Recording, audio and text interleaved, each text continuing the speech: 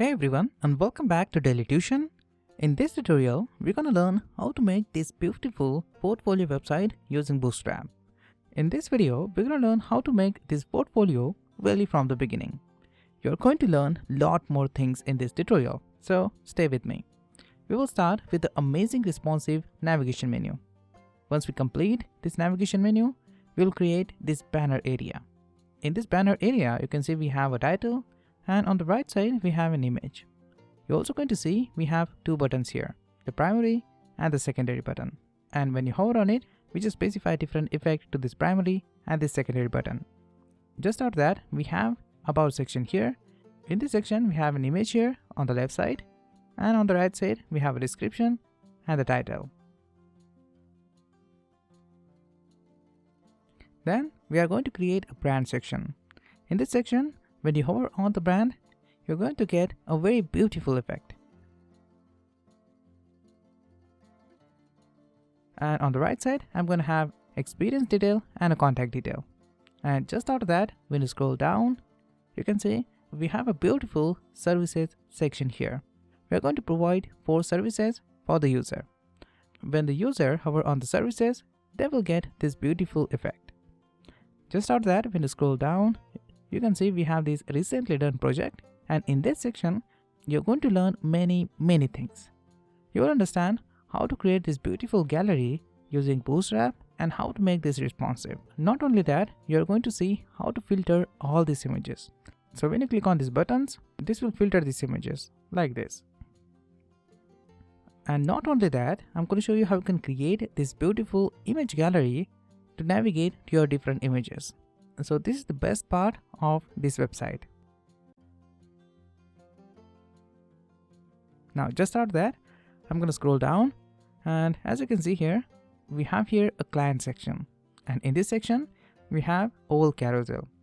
Now in this section you will learn how to create this oval carousel and add clients. Just after that, when you scroll down, you can see we have this subscribe section and the footer section, right? Now this is not the end of this tutorial, because let me show you this website is responsive or not. Now if I open this website for mobile or tablet device, you can see this website is completely responsive for mobile and the tablet device as well. You can see this website is responsive for mobile and this tablet. So let's see how to make this complete website step by step and learn a lot more things. So let's get started and see how to build it. So before taking your too much time, let's get started. So let's get started and first create a beautiful portfolio website using just CSS and HTML. So as you can see here, I have the VS Code editor open, and inside this VS Code editor, I'm going to have an empty folder, portfolio. You can name this folder anything, but I'm just going to name it portfolio because this is a kind of portfolio website. So in this folder, I'm going to first create index.html file. So I'm going to create that file in the root directory. So I'm going to just click on this new file icon and just create a file name index.html. Now as you can see here, this file is in the root directory, right? Now just after that, I'm going to create here a new folder. So I'm going to click on this new folder icon and create a new folder CSS.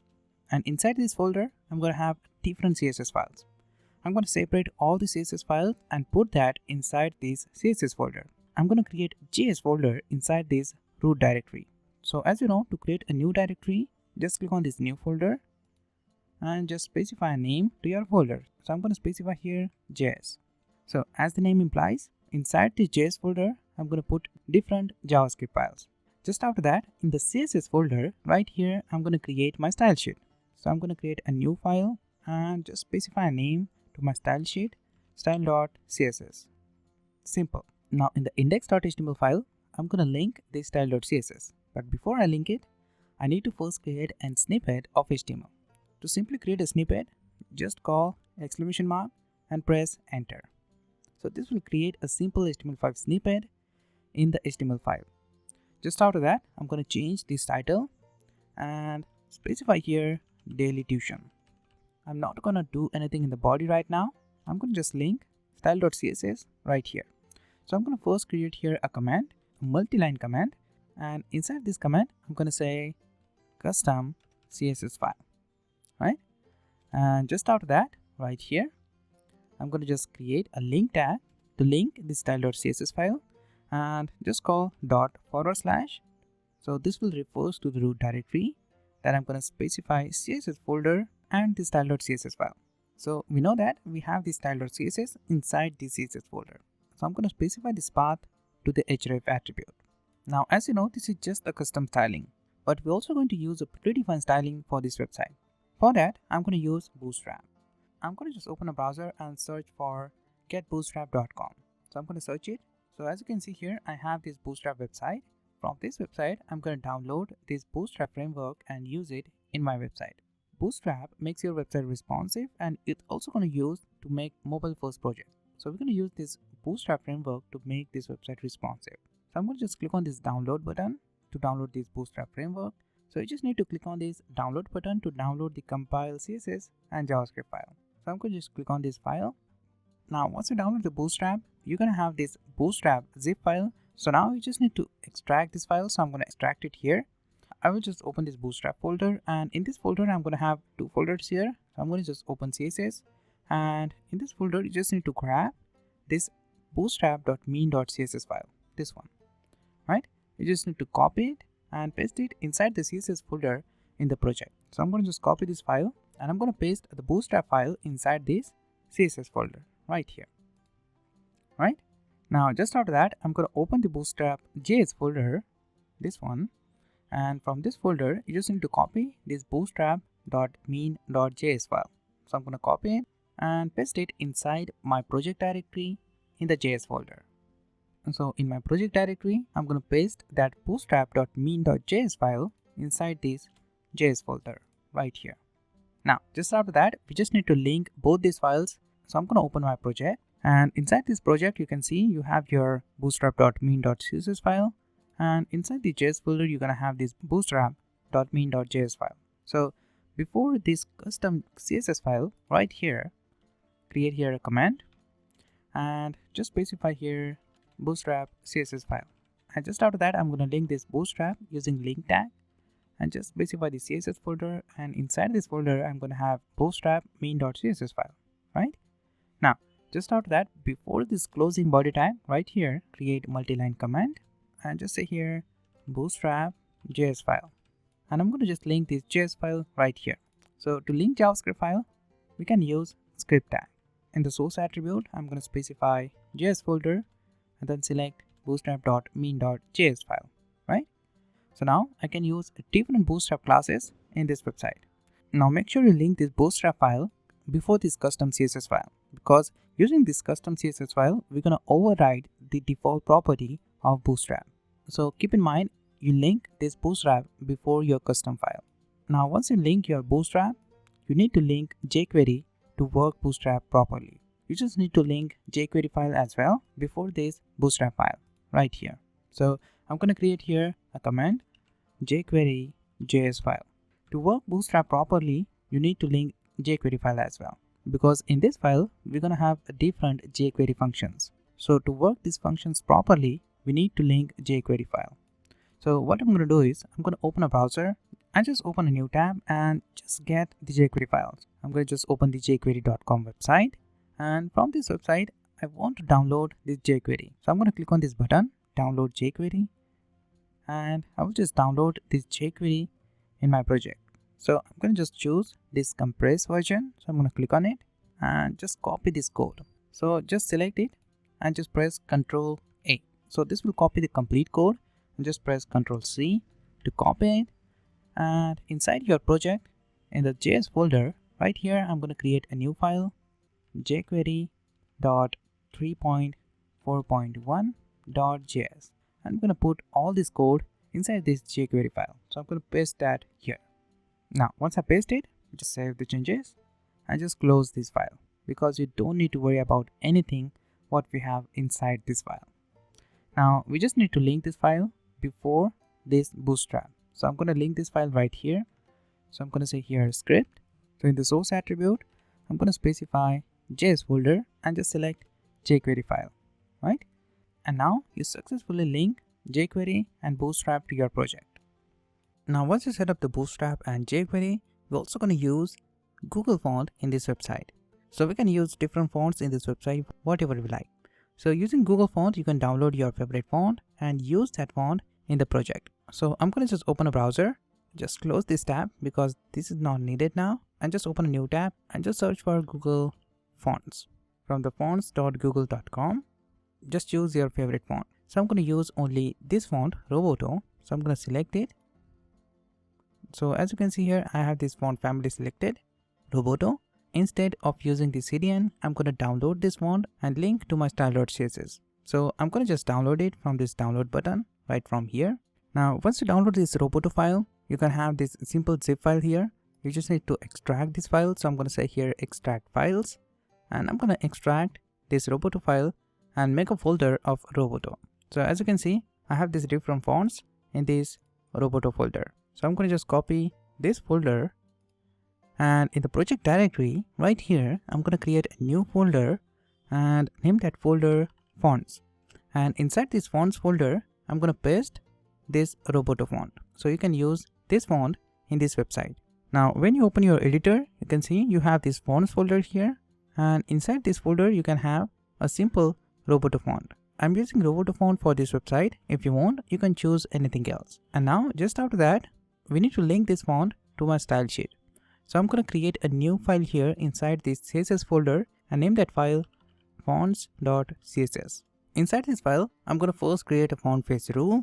So I'm going to create here a command and just say font face. And inside this file, I'm going to have my font face. So I'm going to add @font face. And inside this font face, I'm going to have two properties, which is required to create a font face. So I'm going to first specify the font family. So this is the required property to this font face rule. And right here, I'm going to specify in the double quote, Roboto. So this is the name of my font. If you want, you can change this name as well, right? Just after that, you need to specify the source property of this font. So I'm going to specify here source, and the source is going to be in the single quote. Select the fonts folder, select the Roboto folder, and then select your font. So I'm going to select regular font, this one. Now just save the changes, and now you can use this Roboto font using this Roboto font family. Once you save it, you need to link this file to the index.html. But instead of linking this file in the index.html, I'm going to include this file in the style.css. So I'm going to simply create here a command. I'm going to create here a command import fonts from fonts.css file. And right here, I'm going to import fonts file. So I'm going to call here import, and in the URL, I'm going to specify fonts.css, right? So now I can use this font in this style sheet. Now, just after that, once we link this font.css file, I just want to include images inside this project. So inside this root directory, in the portfolio right here, I'm going to create a new folder and name that folder img. And inside this img, I'm going to have my different images, which we are going to use throughout this tutorial. So I'm going to just copy these images and inside the project, paste it in the img folder right here. Now in this project, we are going to use all these images. Just after that, once we have all these images inside this img folder, let's include the Font Awesome website to include icons in this project. So I'm going to open a browser, and in the browser, I'm going to just close these tabs and just search for fontawesome.com. Now, using this website, you can use more than 7,000 icons. So to get access to this icon, you just need to first download these icons and use it in your website. So I'm going to click on this start. So once you click on this start, just scroll down and just click on this download. And now from here, you just need to download this Font Awesome package in your local system. I already have this package in my local system, so I'm going to just open it. And as you can see here, I have this zip file here of the Font Awesome website. So I'm going to just extract it. So I'm going to extract this file right here. So as you can see, I have a folder here. Just open it. And in the CSS, I just need to copy this all.mean file and just link this file in the head section of the website. So what I'm going to do is, I'm going to just copy this file and paste that file inside the CSS folder in my project right here. So I'm going to paste that file right here. Now once you link this all.css file to your project, you need to open the Font Awesome package again and then just copy the web font folder. So just open the web font folder just copy all these files. So I'm going to just copy all these files and in my project, and inside this project in the root directory, I'm going to create a new folder and name that folder icons. And inside this folder, I'm going to paste all these files. So I'm going to paste these files here. So I can include any font from the Font Awesome website. Now, inside this project, you can see we have these icons foldered here, right? Now, what we need to just link this all.main.css file to the index.html. So I'm going to just open index.html file and right here before this custom CSS file, right here, I'm going to just create a command and just specify font awesome icons. And right here, I'm going to link CSS folder all.main.css file.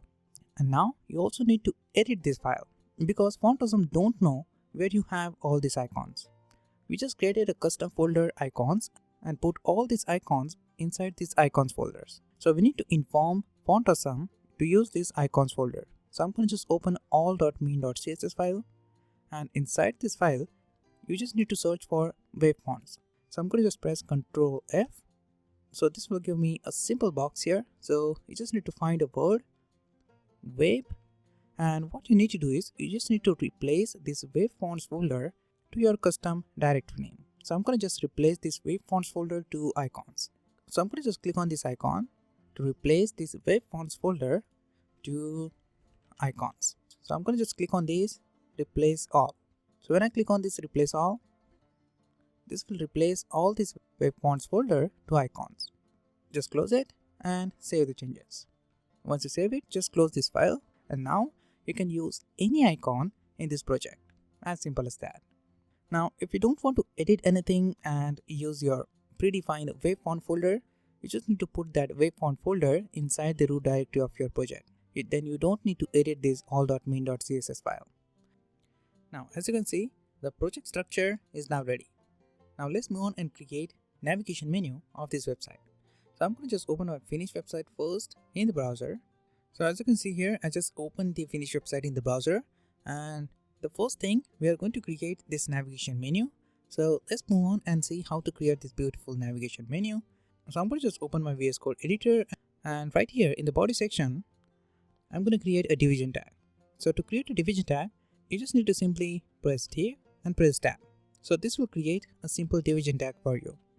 You don't need to put here a bracket, then specify a div, and then specify the closing div. Instead, you just need to type here div and press tab. So this will create a simple division tag for you. Now, let's say if you wanted to create a division tag with the class 1, then you can say here div dot class 1. And when you press tab, you're going to have a division tag with the class 1. There is one more way to simplify this work. So if I just specify here dot class 1 and press tab, I'm going to have a division tag with the class 1. Now just after that, now what if I want to specify an ID to this div? So I'm going to call here hash and specify my ID. When I press tab, I'm going to have a division tag with the ID my ID. Just after that, now what if I want to create h1 heading tag with the class name? So I'm going to type here h1 and specify my class name. So I'm going to specify here a class 1. And when I press tab, I'm going to have h1 heading tag with the class 1. And the same way I can create ID as well. Let's say I want to create h4 heading tag with the ID my ID, then I'm going to say h4 hash my ID. When I press tab, I'm going to have h4 heading tag with the ID my ID. Now let's say I want to add two classes to the paragraph. Then I'm going to say here paragraph. So I'm going to say p dot class 1, and I also want to add one more class to this paragraph. So I'm going to press dot again and say class 2. When I press tab, I'm going to have a paragraph with a class 1 and class 2, right? So you're not limited to specify only one or two classes. You can add multiple classes to the same element at the same time, right? As simple as that. Now you can see me doing this throughout this tutorial. Now let me first create a simple navigation menu to this website. So let's get started and first create a navigation menu. So I'm going to first add here a multi-line comment and just specify here start header area. Now it's always a best practice to add comments while you're creating a code. So I'm going to just create here a multi-line command and just here start header area, just duplicate this line. So I'm going to press Alt Shift down key and duplicate this line and just say here end header area. Right here inside this command, I'm going to create my header. So I'm going to first add here header and specify a class to it, header area. Now you're not limited to use only these classes. You can specify your own class here as well. Right here inside this header, I'm going to create a division tag with the class main menu. So I just put dot here and say main menu, and when I press tab, I'm going to have a division tag. Now inside this div, I'm going to have my beautiful navigation menu. Now I'm not going to create this navigation menu. Instead, I'm going to use the predefined Bootstrap navigation menu and just edit that. So I'm going to just open the Bootstrap website, and from here I'm going to just click on these components and just select this navbar, and right from here I can select my own navigation menu. So I'm going to just choose this a simple navigation menu. So I'm going to just copy this code and paste it inside this division tag right here. Right, as simple as that. Now this is my simple navigation menu. So when I save the changes and open this file in the live server, I'm going to have a simple navigation menu. So I just need to open this file in the live server. So I'm going to right click here and say open with live server. If you don't have this option, just install live server extension in the VS Code editor. Then you can see this option here. Just open the extension tab right from here. Just click on this extension tab and just search for live server. And what you need to do is you just need to install this live server extension in the VS Code editor, and then you will have this option when you right click on the index.html file. So I'm going to just close it and open Explorer. I'm going to right click here and say open with live server. Now on the localhost 5500, you're going to get your index.html file. Now let me just explain what is the benefit of using live server. So let's see if I just change this pricing to about us and save the changes, and whenever I save the changes, you're going to get the live result in the browser. So you're going to get here about us. So that is the benefit of using live server. You're going to get live result in the browser, so you don't need to reload the browser manually. Now once I have this Bootstrap navigation menu, I want to customize this navigation menu. So I'm going to just get rid of this navbar and just specify an image here. So I'm going to call image tag here and just specify an image. So I'm going to select my img folder and I'm going to select this logo.png file, and in the alt attribute I'm going to say logo. Save the changes, and when I save the changes, you can see I have this daily icon here. Now just after that, I will leave this home as it is. So I'm going to just change these features to about, then I'm going to change this about us to services. I'm going to get rid of this disable link. So I'm going to just get rid of this li tag and just duplicate this li tag. So I'm going to select it and press Alt Shift down. When I press Alt Shift down, I'm going to have duplicated li tag. Now I'm going to change these services to portfolio. I'm going to duplicate this li tag. So I'm going to select it, press Alt Shift down key and duplicate this li tag. And just after that, I'm going to change this portfolio to pages. This became blog. I'm going to duplicate it one last time, and this became contact us. So I'm going to just say here contact. Save the changes, and when I save it, you can see I have this section here. Now just after that, what I want to align this navigation link on the right side of the screen right here. So I'm going to just create here a division tag inside this div, inside this collapse div right here. I'm going to create here a division tag, and I want to specify a class here, margin right auto. Now once you create this division tag and save the changes, you have your navigation link on the right side like this. Just after that, I'm going to remove this bglite class. So I'm going to just remove this bglite class from this navbar and make it transparent like this.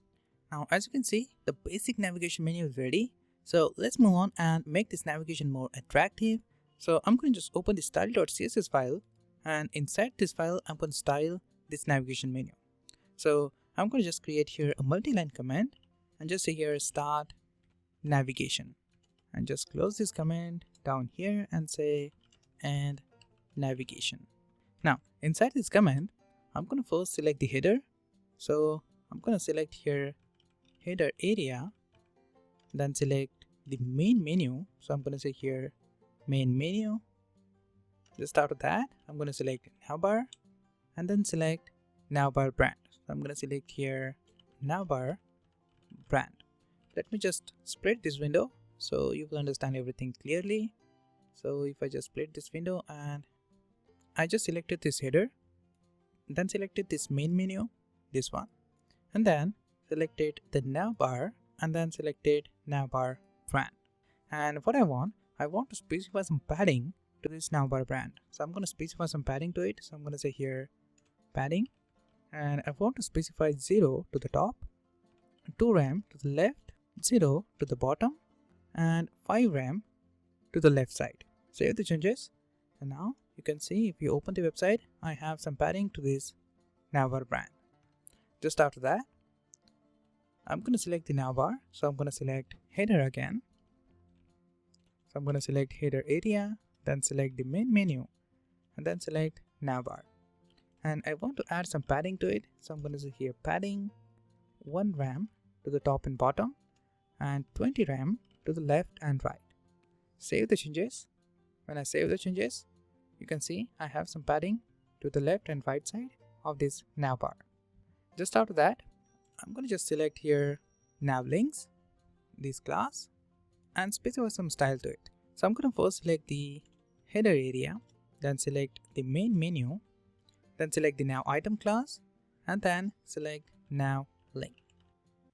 Now what I want to this nav link, I'm going to specify font family. So I'm going to specify font family, and I'm going to specify Roboto font here. So I'm going to say here Roboto, and also specify fallback value. So I'm going to say here cursive.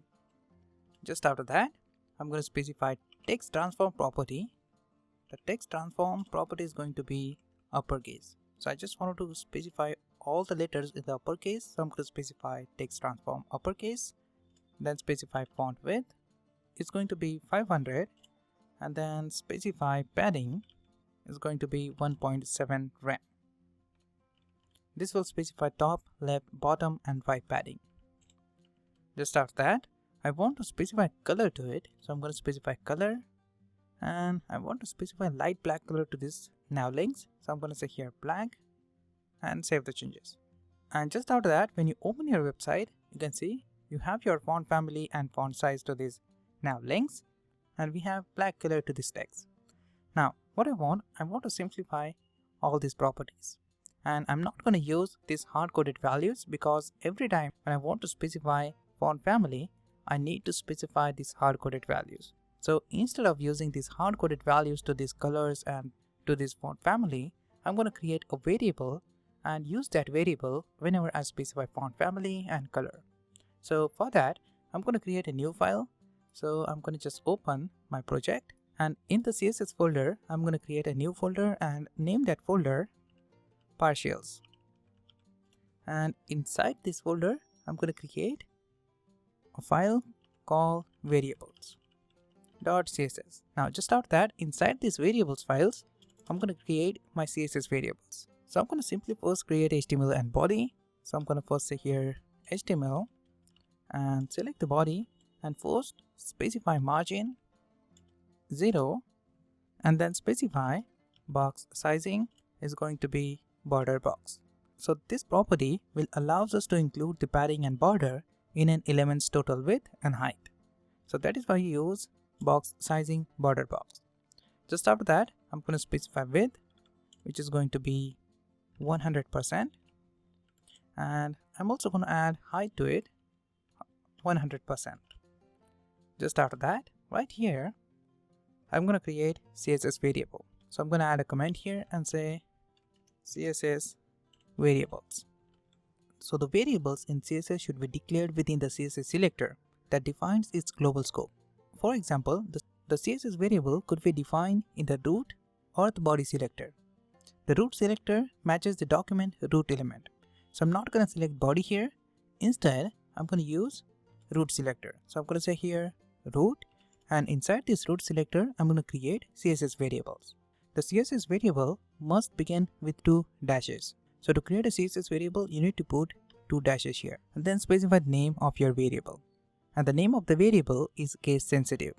Just create a variable here, and I'm going to name that variable primary color.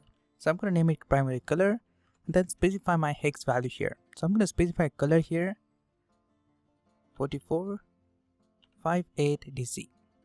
So now whenever I want to specify color to the element, I can use this variable name instead of using this hard-coded value.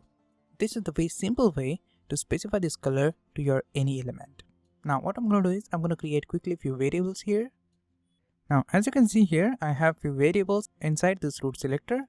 So as you can see, I have this primary color 2, then we have few border colors and the title colors, then we have here a gradient color, and then we have here box shadow and shadow color.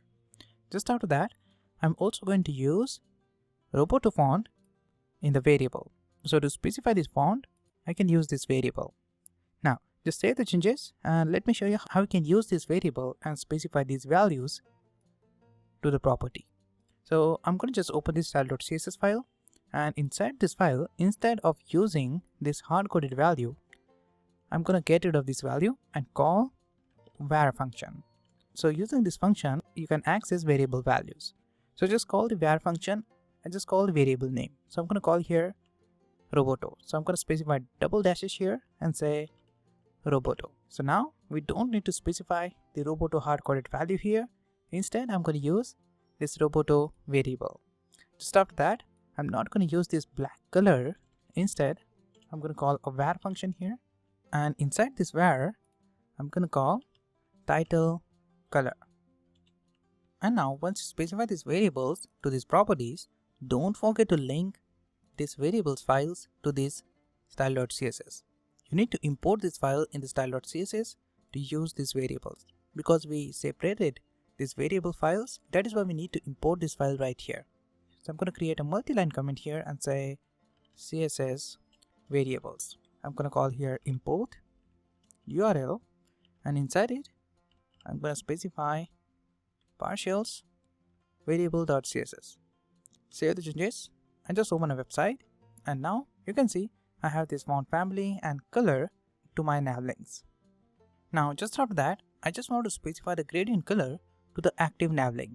So I'm going to open the style.css, and inside the style.css file, right here I'm going to first select the header area, then select the main menu, and then I'm going to select navbar nav, and I'm going to select the active class, and then select the anchor tag. And to this anchor tag, I'm going to specify background is going to be the gradient color. So I'm not going to call here gradient hard-coded value. Instead, call a variable here. In the var function, I'm going to call gradient color. Now as you can see in the variables, I have this gradient color variable, right? And I have this value to this gradient color variable. I'm going to just specify this gradient to the text. So we need to add a few more properties here, because it's not easy to specify gradient color to the text. So to specify gradient color to the text, you need to first call a WebKit background clip property, and the value is going to be text. Then you just need to call WebKit text fill color, and this is going to be the transparent, and the last property is going to be background clip, and this is going to be text. Save the changes, and when you save it, you can see you have your gradient color to the text. Just after that, when I hover on these nav links, I want to specify this gradient color to these nav links when I hover on it. So I'm going to just copy these lines and paste it down here and just specify hover here. So I'm going to say here hover and specify here hover and just get rid of this active class. Save the changes, and just after that, when I hover on these links, you can see we have this gradient color to this nav links. Now the last thing, I want to simplify this font family. So instead of using this font family, this font width, I'm going to use font property. Let me show you how. If I just use here font and just specify values here, so the first value is going to be font style. So I'm going to specify here normal, then specify font width. So as you know, we specify here font width 500. So I can specify that here 500. Then the next property is going to be font size. So I'm going to specify font size. So I'm going to specify 15 pixel font size to this nav links. And then I can specify line height. So I can specify line height with this font property. So just specify / here and then specify 2 pixel line height. Along with that, I can specify font family, var function here, and then specify Roboto. Now just save the changes. Now you can remove this font family, this font width, and just save the changes. And now you're going to get the same result here. And now you can see your navigation menu is ready. Right? Now let's move on and see how to create this beautiful banner area where we have these beautiful headings. Then we have this primary and the secondary button, and we have this image on the right side. So let's see how to create this beautiful banner area. So I'm going to open the index.html file, and right here in the index.html, just out of the header area, I'm going to create here a command, multi-line command, and just say start main area. And I'm going to duplicate this line and just change the start to end. And inside this main area, I'm going to create a main tag and specify a class site main. And inside this main tag, I'm going to have different sections. So I'm going to first create here a multi-line command and just call here start banner area, and just close this command. So I'm going to duplicate it and banner area. Just after that, inside this multi-line command, I'm going to create a section. So I'm going to call here a section tag and specify a class site banner. And inside this site banner, I'm going to create a container. So I'm going to call the Bootstrap container class. So this container class will specify 80% width to this division tag and make it responsive. Just after that, inside this container, I'm going to have a row. So this will create a single row, and inside this row, I'm going to have 2 columns. So Bootstrap has 12 column create system. So inside this row, I'm going to create 2 columns of call lg6. So I'm going to say here call lg6. And I'm going to duplicate this division tag. So I'm going to press Alt Shift down to duplicate this division tag. Now what we are going to do is we're going to use Bootstrap grid system.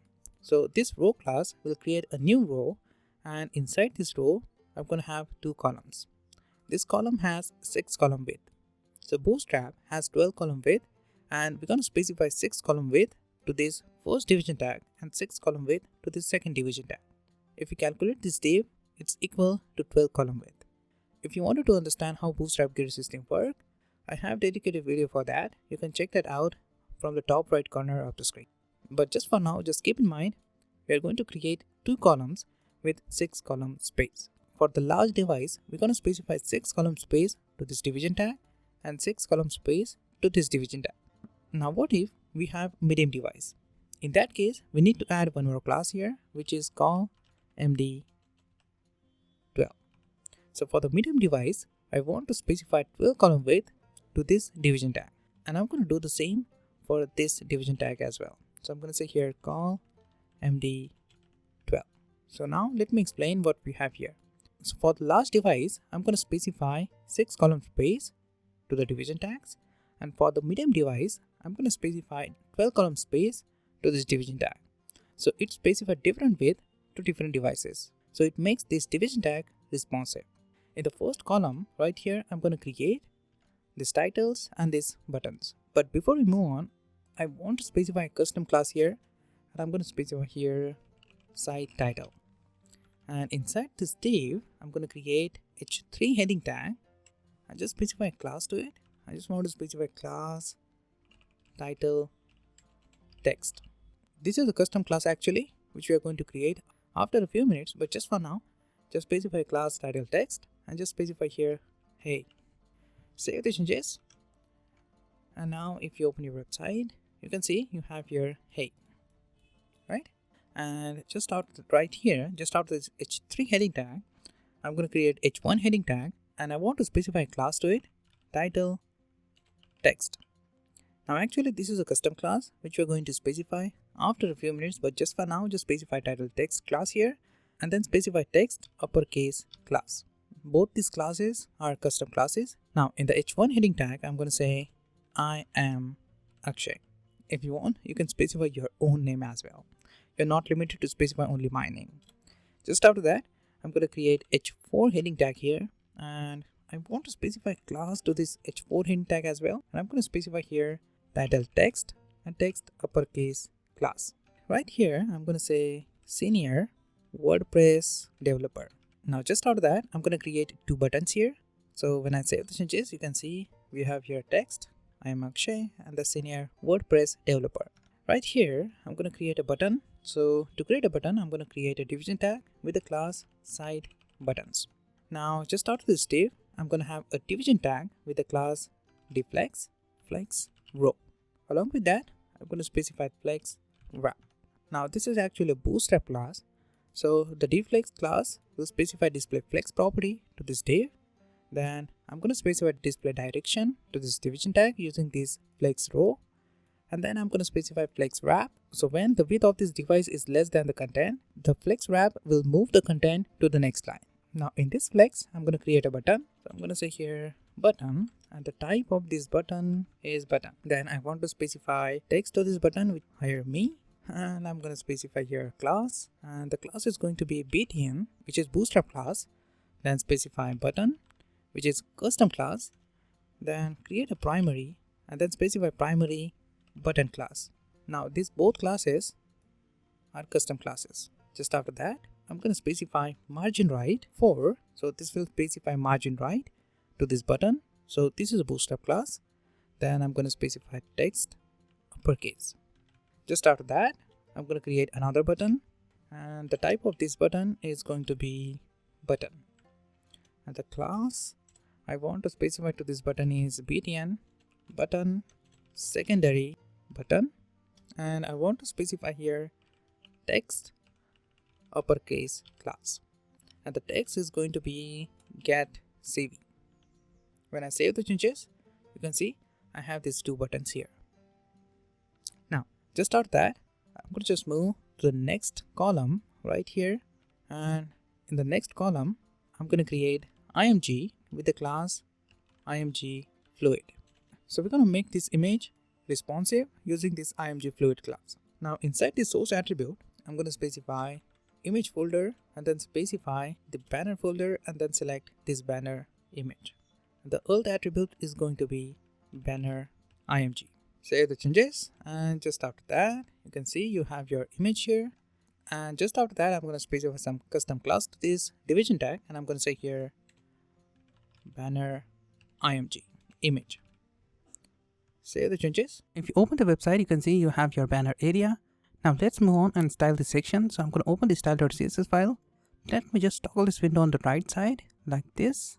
I'm going to close this index.html, close this fonts.css, and just open the style.css here.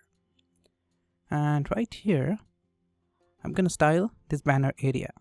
So I'm going to create here a comment, and just specify here multi-line comment, and just specify banner area. And I'm going to close this comment. So I'm going to create a multi-line comment here as well, and just say and banner area. In the banner area, what I'm going to do is I'm going to first select the site main class, and inside the site main, I'm going to select site banner, and then select site title. And to this site banner, I want to specify background image. So I'm going to select background class, and in the URL, I'm going to specify background image. So I have the image in my image folder, so I'm going to select image folder, then select banner folder, and then select the home banner.png file. And along with that, I'm going to specify no repeat, and I want to specify background position as well. So I'm going to say here background position. So now I'm going to specify the first value is 0%, the first value is the horizontal position and the second value is the vertical position. So for the horizontal position, I'm going to say 0%, and for the vertical, I'm going to specify 50%. Save the changes. Now you can see we have this background image here. Now you can simplify this work as well. You can remove this property and specify these two values right here as well. So if I just specify here 0% and 50%, then this property does the same job. Now just after that, I'm going to select site main again and then select banner class. So I'm going to copy it, paste it down here. I'm going to select site title and select h3 tag. And to this h3, for this one, I'm going to specify padding top is going to be 35%. Then I'm going to specify font width 500. And now just after that, I'm going to select h3 heading tag. So I'm going to copy this selector, paste it down here.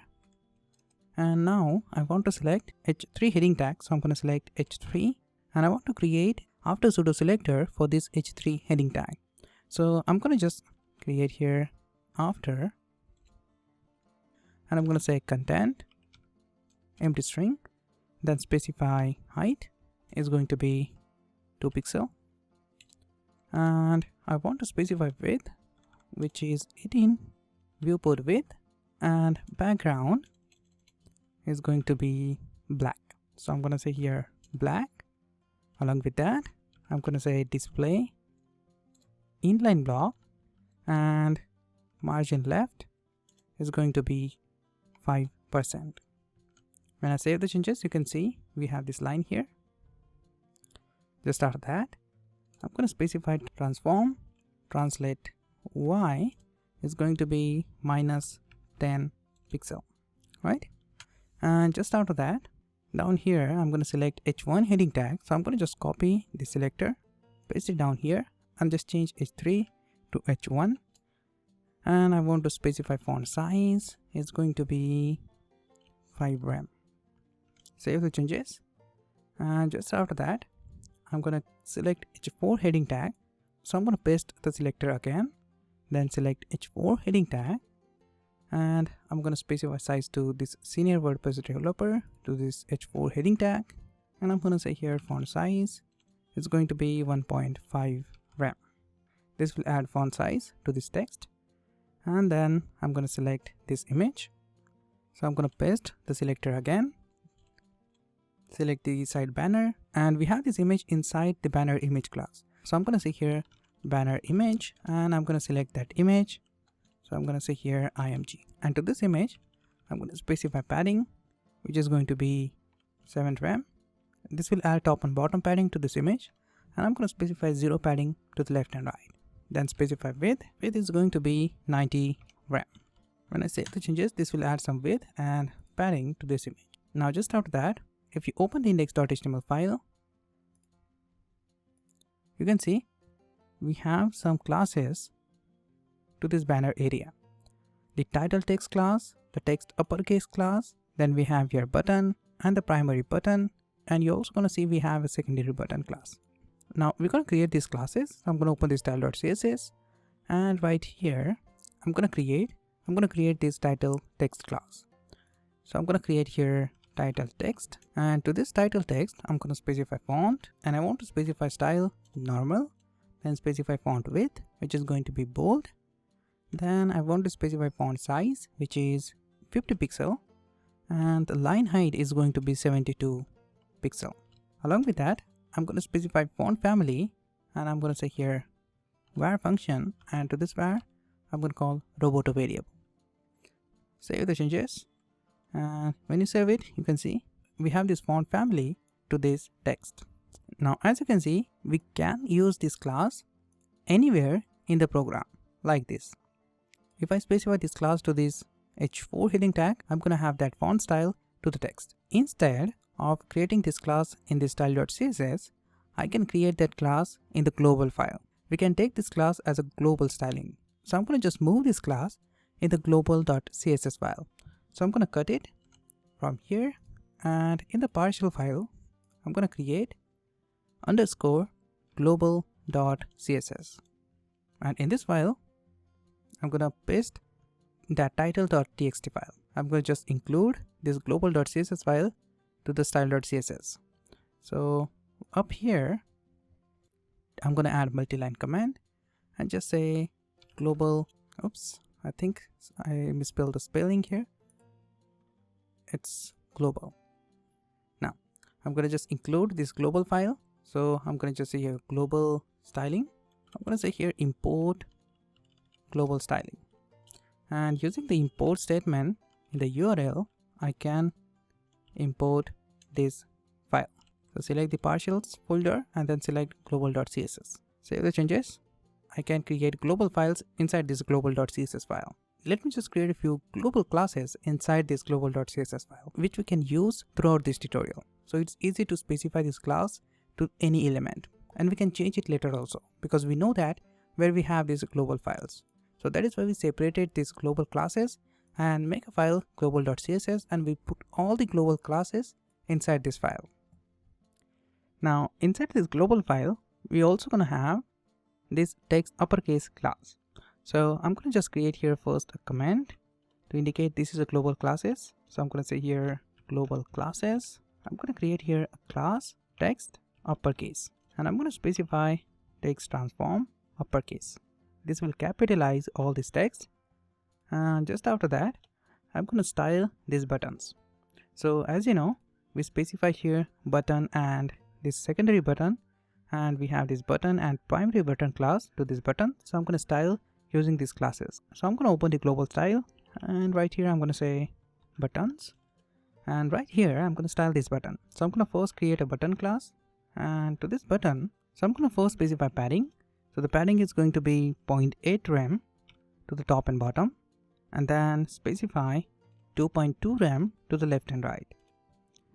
Just after that, I'm going to specify font, and font is going to be specify the normal for the font style, then specify font width is going to be 500, then specify 16 pixel font size, and the line height is going to be 20 pixel.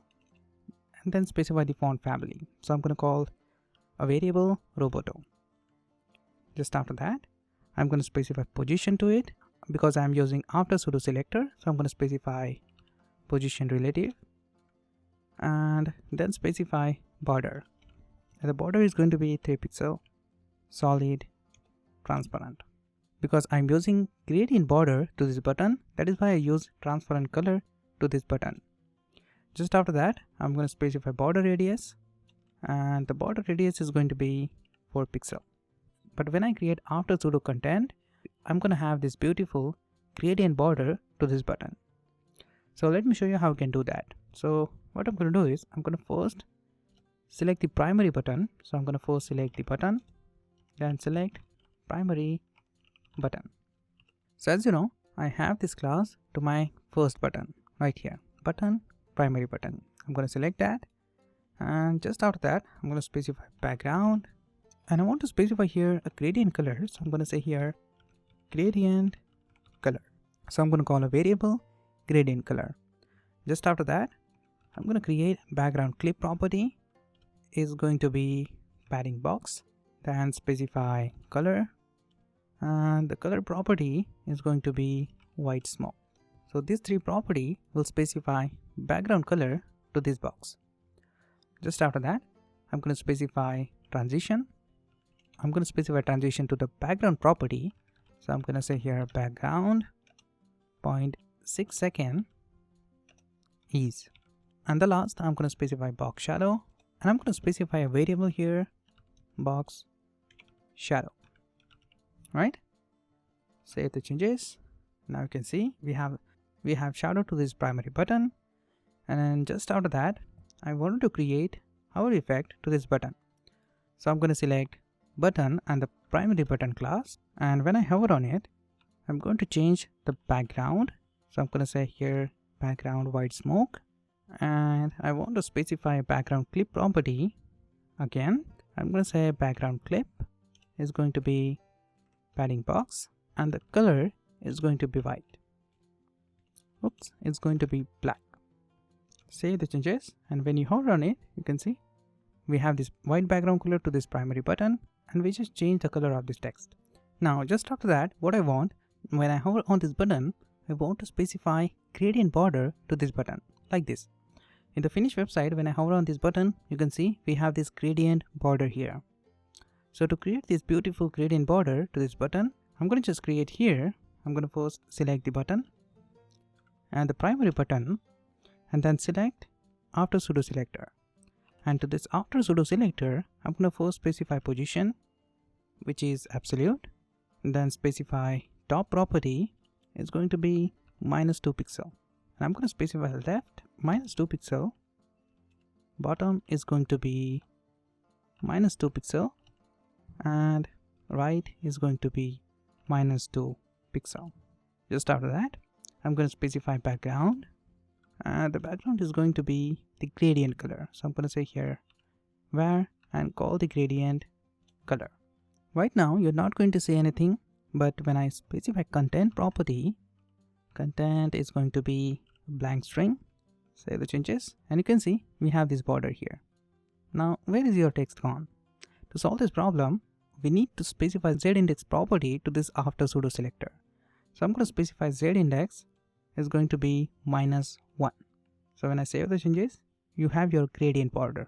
Just after that, I'm going to just specify border radius. It's going to be 4 pixel.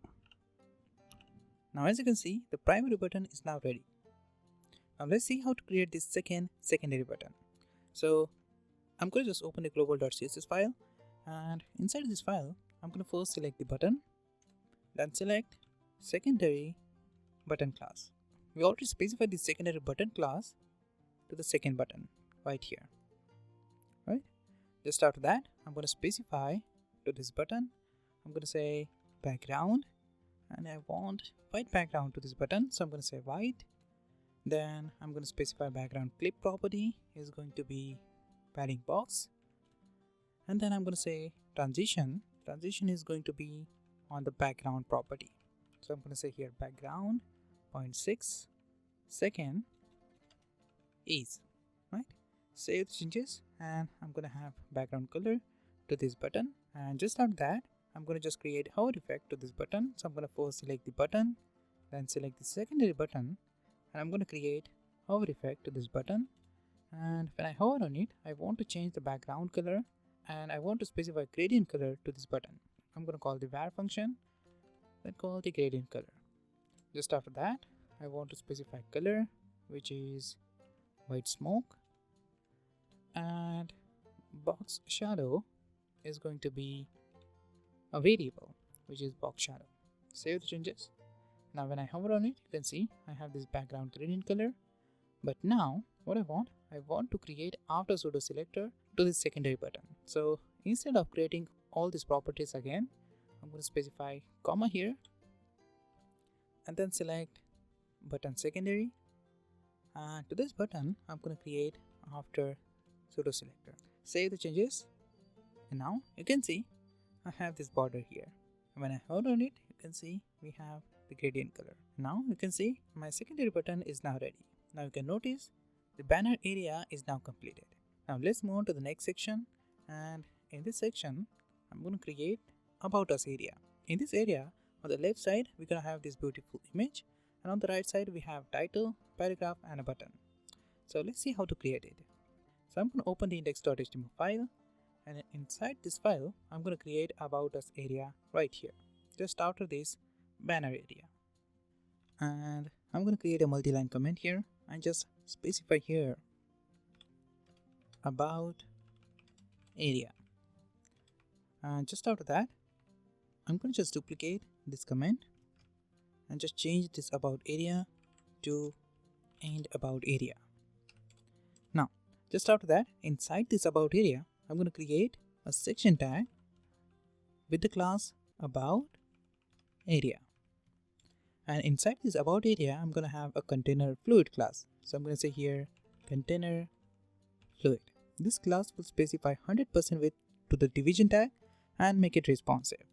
Now inside this div, I'm going to have a simple row, and inside this row I'm going to have column. I'm going to have two columns here, so I'm going to say col lg6, And I also want to add one more class here, which is called MD12. I'm going to specify 6 column space to the large device and 12 column space to the medium device. I'm going to copy this division tag, so I'm going to press Alt Shift down key to duplicate this line. And in the first column, right here, I'm going to create a division tag with the class about image.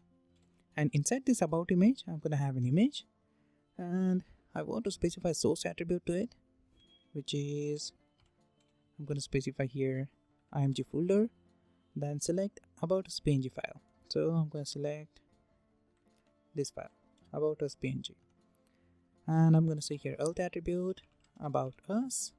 Along with that, I'm going to specify class img fluid. Save the changes, and as you can see here, I have this beautiful image here on the left side. In the second column right here, I'm going to first specify a custom class. So I'm going to say here about title, and in this div I'm going to create h2 heading tag. I want to specify a class to it, which is text uppercase. This is a global class which we created in the global.css file right here. And inside this h2 heading tag, I'm going to have a span tag. I want to specify let me text. I'm going to create a span tag again down here and just say here introduce, and create a span tag again and say myself. Along with that, to this h2 heading tag, I want to specify some padding top. So instead specifying a custom padding to it, I'm going to call padding top bootstrap class. So I'm going to say padding top 5. So this will create this text here. And now just out of this h2 heading tag, I'm going to create a division tag here with the class paragraph, and along with that I want to specify top and bottom padding to this paragraph. So I'm going to call a bootstrap class padding y4. So this will add top and bottom padding to this paragraph. Then I want to add 75% width, so I'm going to call a bootstrap class w75, right? So this class will specify 75% width to this div. Just after that, I'm going to create a paragraph, and I also want to create a class here, para. Now this is a global class which we are going to create in the global.css file. But just for now, I'm going to just specify some text here. So I'm going to say here lorem20. When you say here lorem20 and press tab, this will add 20 demo words inside this paragraph. If you want, you can add more than that as well. So I want only 20 words, so I'm going to put lorem20 here. Just after that, I'm going to create a paragraph again with the class para, and inside this paragraph I also want to add a demo text. But at this time, let me show you how you can get the demo text from the lorem website. So I'm going to just open a browser and just say here lorem, and from the first website, right from here, you can get your demo text, right?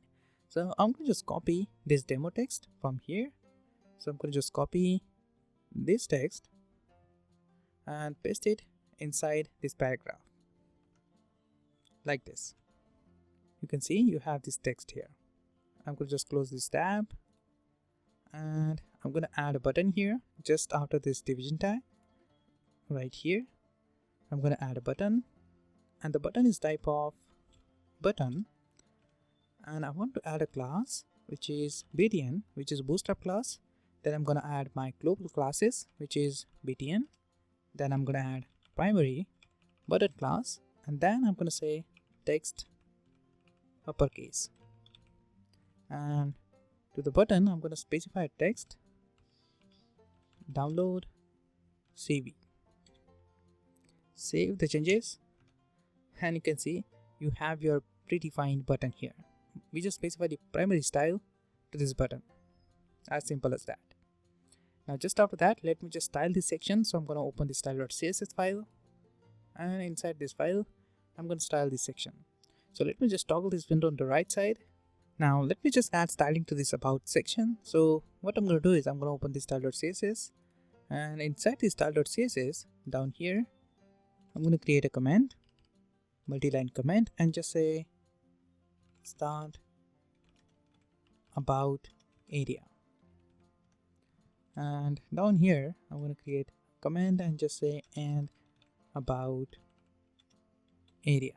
Now inside this comment, I'm going to first select about area. So I'm going to select site main, then select about area, and I want to add a padding to it. So I'm going to add padding 8 rem to the top and bottom and 5 rem to the left and right.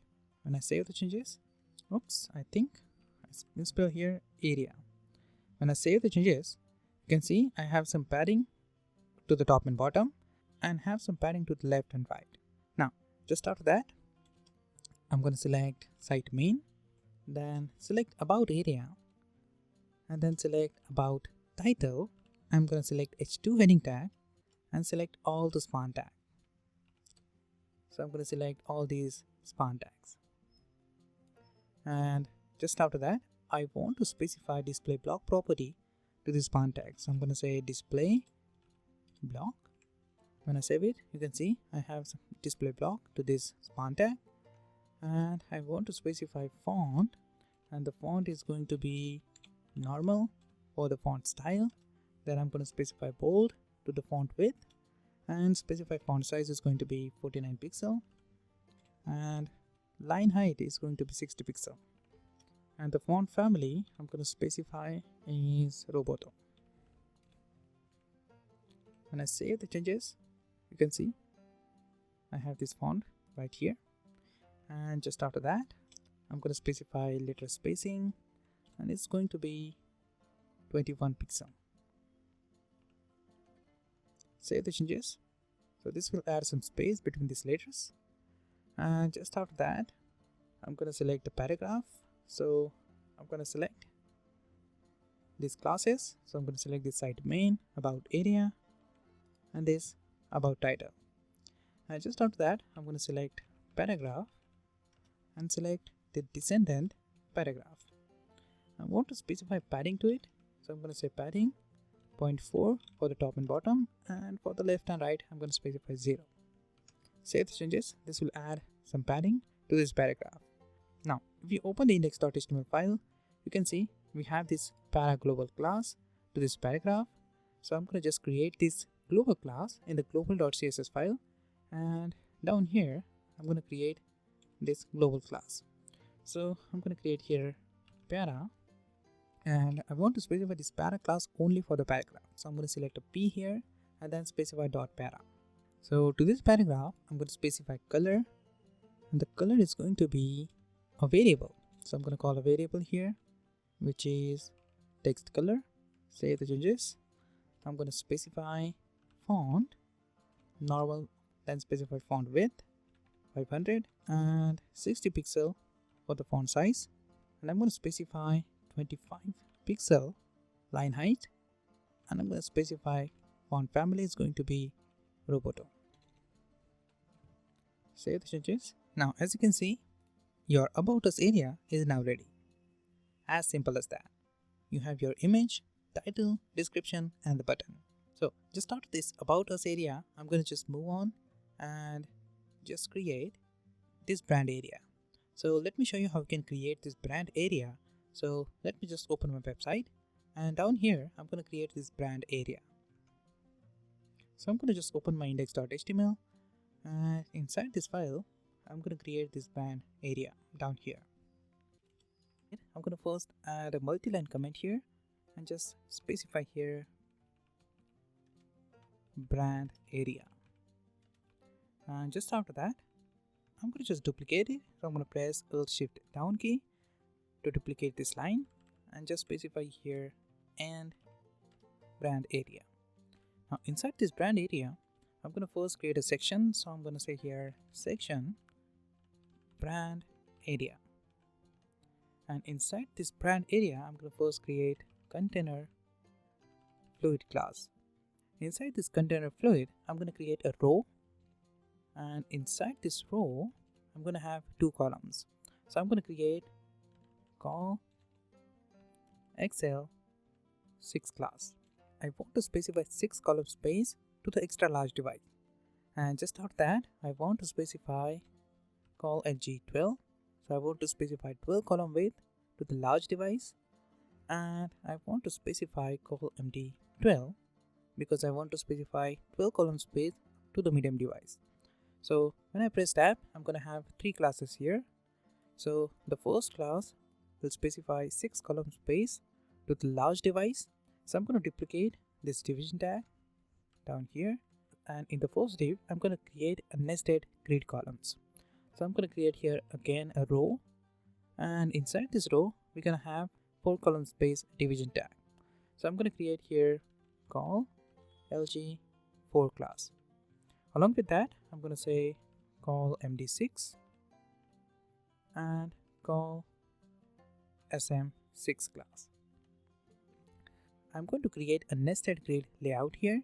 So I'm going to first create a row, and inside this row I'm going to have 2 columns, and inside the first column I'm going to have again a new row with 3 columns. So I'm going to specify 4 column space to the first column, then just duplicate it and duplicate it again. We have 3 columns here in this row.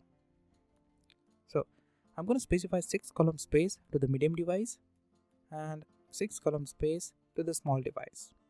Now just after that, in the first division tag right here, I'm going to create a single brand. So I'm going to create here a division tag with the class single brand.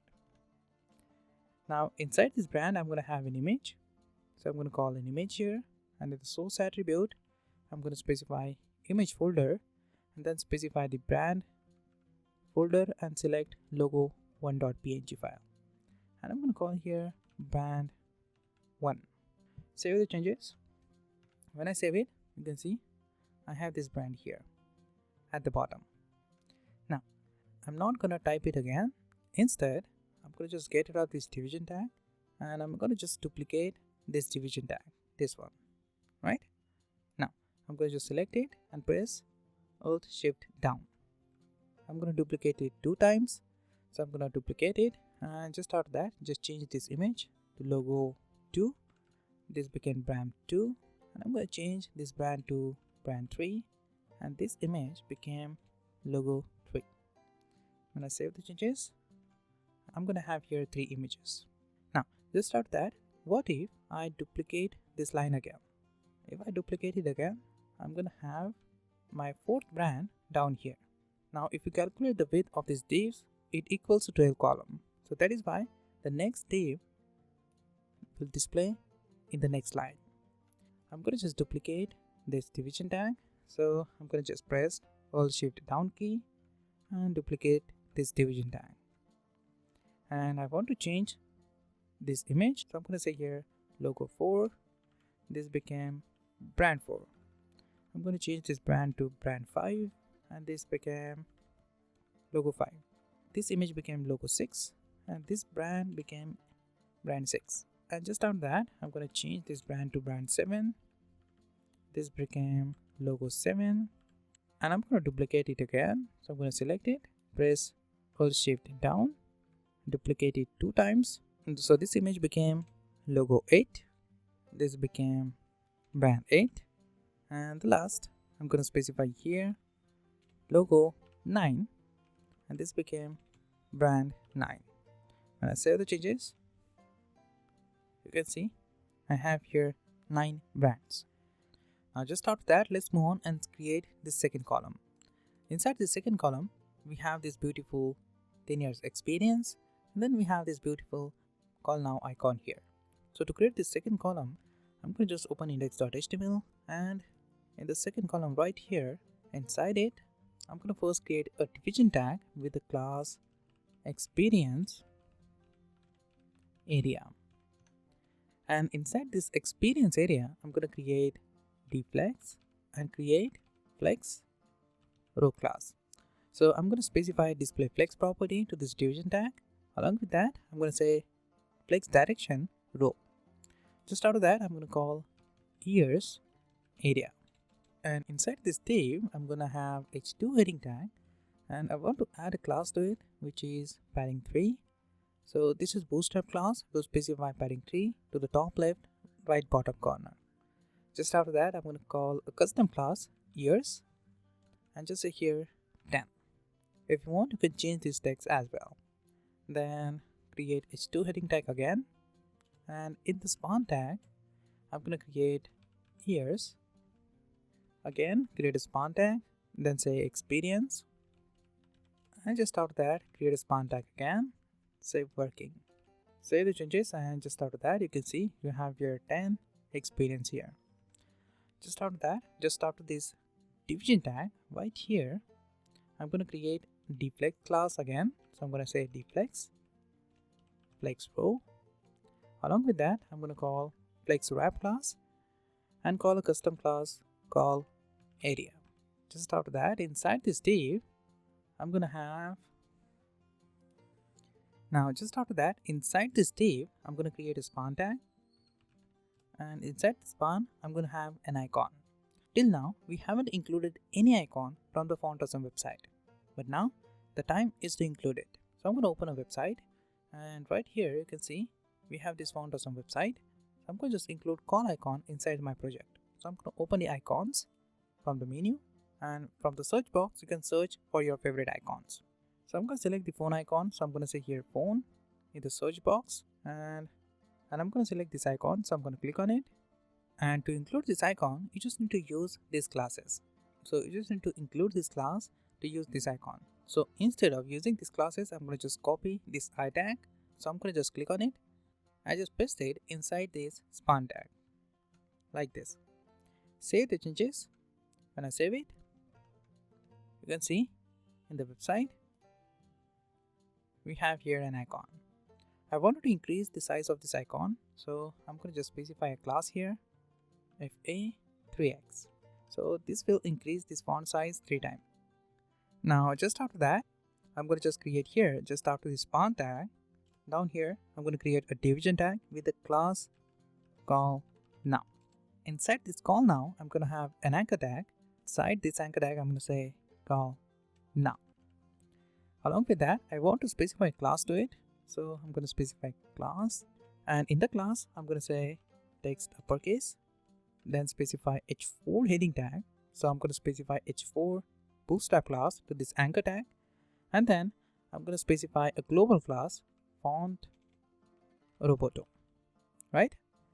Just after that, I'm going to create a spawn tag, and inside this spawn tag, I'm going to specify a number. So I'm going to call in the bracket, I'm going to say 91 plus 91, and then I'm going to specify my number here. So I'm going to say at 00. So I'm going to just put a demo number, and just out of that, to this spawn tag, I'm going to specify a class which is font roboto and padding by 2, and this will add top and bottom padding to this spawn tag. Save the changes. Now you can see we have this call now section here. Let's move on and style this beautiful section. So I'm going to just open the style.css file and just toggle this window on the right side like this. And to style this section, I'm going to create here multi-line command and just say start band area, and just close this command down here as well, and brand area. Now inside this command, I'm going to first select site main class. So I'm going to say here site main, then select brand area class, and then specify padding to it. So I'm going to say here padding, which is going to be 1 rem to the top and bottom and 20 rem to the left and right. Just after that, I also want to add a margin bottom to it. So I'm going to say margin bottom, and it's going to be 4 rem. Save the changes. So this will add some padding and bottom margin to this area. Just after that, I'm going to select call lg4 class.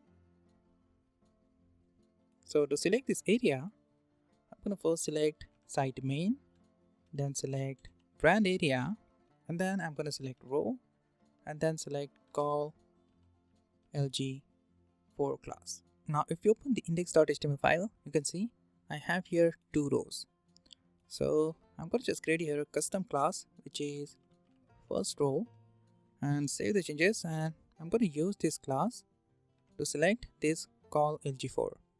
So I'm going to say here get rid of this row and just say here first row. And to this call LG4 class, I'm going to specify display is going to be flex, and I want to center all these brands. So I'm going to say here justify content center. So this will center all these brands. Just out of that, I'm going to just select this single brand class. So I'm going to first select this site main, brand area, and this first row class. And inside this first row, I'm going to have call LG4 class, and inside this call LG4, I'm going to have single brand class. Along with that, and to this single brand, I want to specify.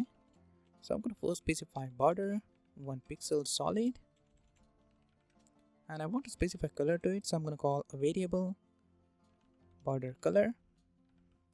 So as you can see here, we have a border to these brand icons, and just out of that, so I'm going to say here text align center, then specify padding to it. So I'm going to say here padding is going to be 1.8 rem to the top and bottom, and 0 for the left and right. Just after that, I also want to add margin to it, which is 0.9 rem to the top and bottom, and 0 for the left and right. Save the changes, and you can see here we have this type of result. And just out of that, I'm going to specify some width. So I'm going to say here width is going to be 180 pixel, and I want to add a height to it, and the height is going to be 100 pixel. Along with that, I'm going to change the cursor pointer, and want to add transition transform 0.4 second ease. Save the changes, and when you save it, you can see we have this type of result here. Just out of that, I'm going to select this single brand again. So I'm going to copy this selector, paste it down here, and now select this image. So I'm going to select img class to select these images, and to this image I'm going to specify width, which is going to be 50%, like this. And just after that, I'm going to select the single brand again. So I'm going to copy it, paste it down here, and I'm going to create hover effect on it. So I'm going to say hover, and what I want to specify box shadow to this single brand class. So I'm going to say box shadow, call the var function, and just call a variable box shadow. Just after that, I'm going to specify transform and specify scale 1.1. Save the changes, and when you hold on it, you can see you have this type of result. And now I want to specify filter property to this image. So I'm going to just select this selector, paste it down here, and when I hover on the single brand, I want to select the image tag and specify filter brightness. Save the changes. When you hold on it, you can see I'm going to change the brightness of this image. Right? As simple as that. Let me just move this window on the right side. So let's style the second column. So I'm going to first select this experience area, this one.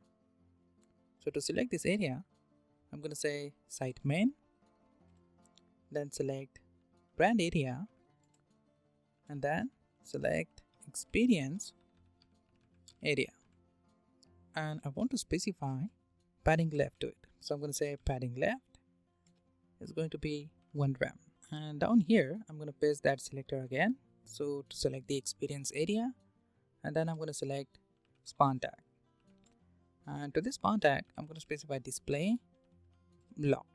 When I save the changes, you can see I just specify display block to this span tag. Just after that, I'm going to select this experience area again. So I'm going to paste it down here and select ears area. So I'm going to select this ears area, this one. And to this ears area, I'm going to specify background. I want to specify background to it. I want to specify an image here, and I want to specify image. Select the img tag, then specify client info bg, right? And just after that, I'm going to say here no repeat, and I want to specify vertical position, which is 45 pixel and 20 pixel to the left and right. Save the changes. You can see we have this image here. Just after that, I'm going to specify padding to it, and padding is going to be to the top and bottom and 0 for the left and right. Then I'm going to specify width 40 rem and height is going to be 18 rem. Just after that, I want to add some padding left to this ears area, so I'm going to say here padding left is going to be 8 rem, and the last property is going to be the position. I'm going to specify position relative. Save the changes, and you can see we have this type of result here. So I just added a padding left to this area. I just increased the and just specify width and height to it. Now just after that, I just want to create a background panel to this area like this. To create this background panel, I'm going to just open the index.html file, and inside this file, I'm going to just create here, just after this division tag, right here, I'm going to create a div with the class bg panel. And just after that, I'm going to open this style.css, and I'm going to select this bg panel. So I'm going to first select this experience area. So I'm going to copy it, paste it down here, and then select bg panel. And to this bg panel, I'm going to first specify position, and this is going to be an absolute position. Then I'm going to specify left property, and the left property is going to be minus 190 pixel, and top is going to be 0. So I'm going to say top 0%. Just after that, I want to specify background color. I want to specify here hex value, so I'm going to specify hex value here, and just save the changes. Now let me just open my website, and right here I'm going to first specify width. When I specify width to it, you're going to get this area. You can see this area when I specify width and height to it. So width is going to be 400 pixel and height is going to be 400 pixel. When I save the changes, you can see I have this area here. Now just after that, I want to add margin left to it. So I'm going to say margin left. Margin left is going to be 340 pixel. When I save the changes, you can see I have some margin to this area, right? Now, just after that, I want to specify z-index to this property. The z-index property specifies the stack order of an element. An element with a greater stack order is always in the front of element with a lower stack order. So if the z-index property is -1, then this panel is behind the +1 z-index value, right? So I'm going to specify -1 to this bg panel and save the changes, right? So we have here a panel image. Just after that, I'm going to select the ears area, this one. So I'm going to copy it instead of typing it again. Paste it down here and just select ears. And to this ears, I'm going to first specify font, and font is going to be first. I'm going to specify font style normal, then specify font weight bold, and the width is going to be 84 pixel, and line height is going to be 40 pixel. Just after that, I'm going to call font family Roboto, save the changes, and I'm going to add this font to this ears experience text. And just after that, I'm going to specify color to it, and the color is going to be a primary color. So I'm going to call a variable primary color 2. Save the changes. This will specify color to this text. Just after that, z-index is going to be 2, right? Save the changes. Just after that, I'm going to just select this area again. I'm going to just select this ears area again. So I'm going to copy it, paste it down here, and just select h2 heading tag and select all the span tags. So I'm going to select this area, this span tags, and I want to specify font to it. The font is going to be normal then specify 600 font width, then specify 22 pixel font size and 30 pixel line height, and font family is going to be Roboto. Save the changes. You can see we have this font to this font tags. Just after that, just select the call area. So I'm going to first select this experience area, and I'm going to select call area, and to this call area I'm going to specify some padding left. So I'm going to say here padding left is going to be 10 rem. Save the changes, and as you can see here I have padding left to this call area. Now I want to add some padding to this icon, so I'm going to open the index.html file, and right here I'm going to add padding x. It's going to be 3. When I save the changes, this will add left and right padding to this icon, right? Just after that, as you can notice here, I have here font Roboto to these numbers. Now let me just create this class. So I'm going to just copy this class and create this class inside the global classes. So I'm going to open the global.css file, and down here I'm going to create that class and specify font family, and the font family is going to be Roboto. So I'm going to call here var Roboto. Save the changes. This will add Roboto font family to this number. As simple as that. Now as you can notice here, the brand area is now completed and it's look beautiful now. Let's move on and create the next section, and in this section it's very easy section here. In this section we're going to create a services offers. So in this section we have here a title, a paragraph, and we have cards here, right? So let me show you how we can create this beautiful section. So I'm going to open my website and just open the index.html file, and inside it, down here I'm going to create this services section. I'm going to create a multi-line comment and just specify here start services area, and just close this comment. I'm going to just duplicate this and services area. Just after that, right here I'm going to create a new section and specify a class to it, which is services area, and inside this section I'm going to create a container, and we have here inside this container I have a row here, and I'm going to create here a column. So I'm going to create a call lg12. So I'm going to specify 12 column space to this division tag. Then I'm going to create h1 heading tag with the text services offers. Along with that, I want to add a classes to these h1 heading tags. So I'm going to say class text uppercase, then I will specify title is going to be text. So this is the global class which we're going to create after a few minutes, but just for now just specify this class and just save the changes. When you save the changes, you can see you have here services offer section, right?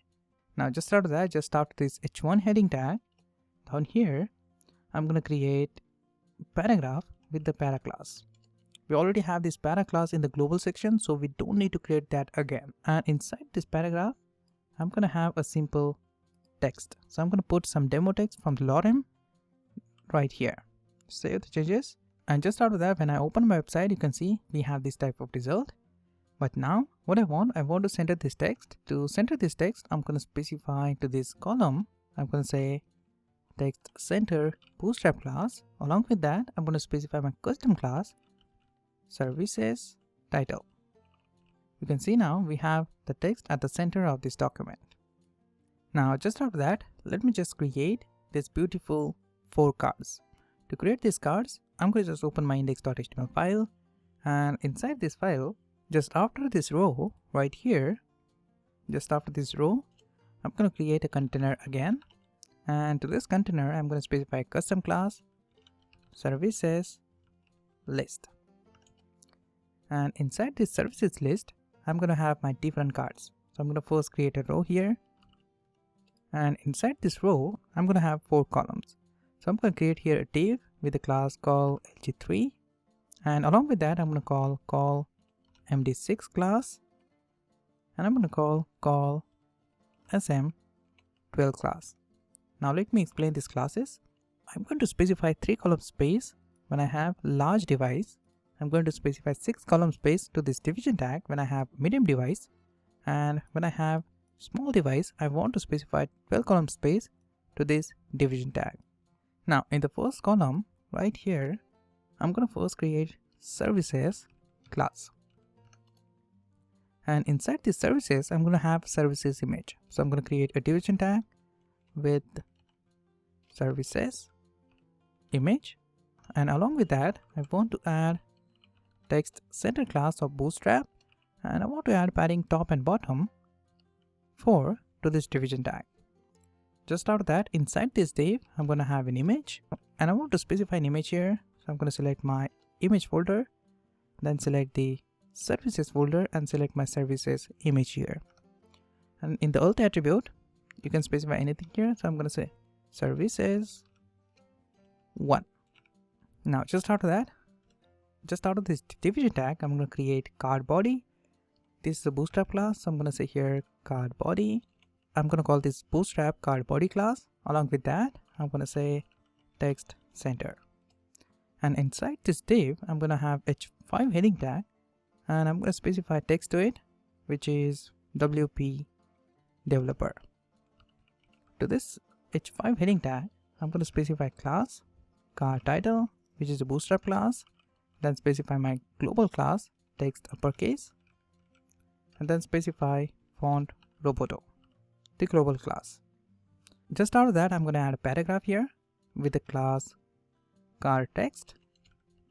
Along with that, I'm going to say text secondary and just unspecify some text inside this paragraph. So I'm going to copy some text and paste it inside this paragraph. Save the changes, and when I open my website, you can see I have my first card here, right? Now let me just create 3 more cards. So what I'm going to do is I'm going to just copy this first card, this one, and paste it down here. I'm going to do the same and do the same. So I'm going to create 3 more cards. So we have 4 cards here. Just out of that, I just wanted to specify some style to it and just change these images and the text. So I'm going to first open this second. So I'm going to just change this text to the second card. So I'm going to say here UX UI design.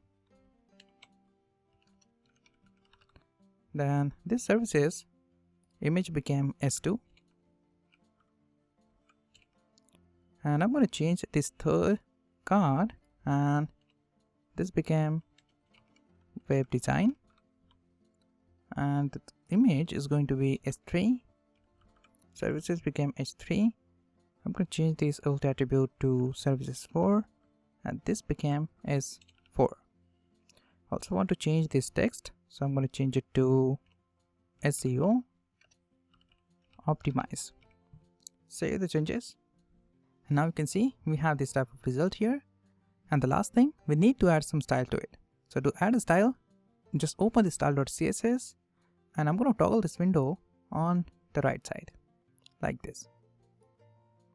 Now in the style.css file, I'm going to first create a multi-line comment here and just say here services area and just close this comment.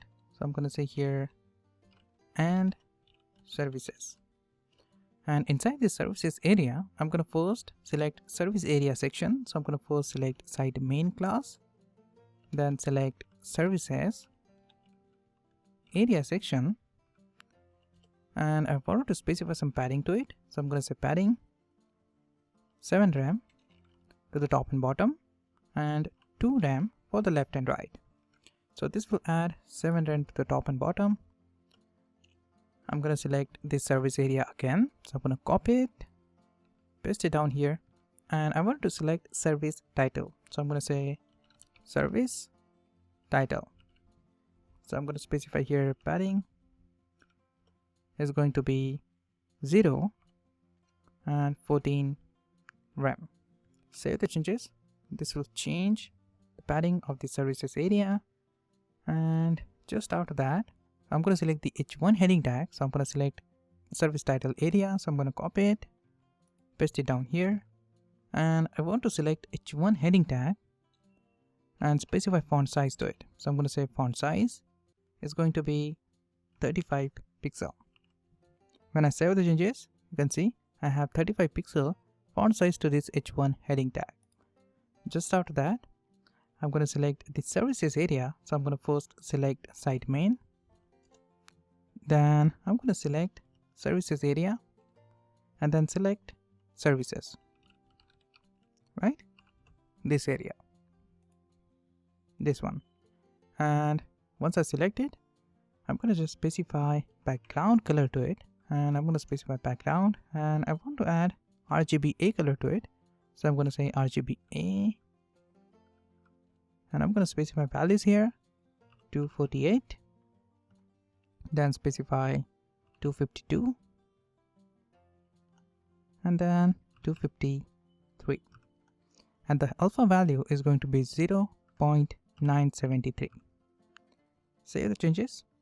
This will add a background color to this area, right, like this.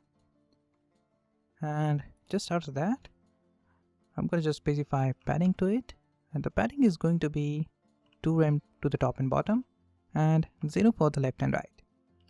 Then width is going to be 16 rem, and margin is going to be 5 rem to the top and bottom and 0.5 rem to the left and right. Along with that, I'm going to specify transition on box shadow, and I want to say 0.7 millisecond is. When I save the changes, you can see I have this type of result here. I just added a margin, padding, and have a background color to these cards.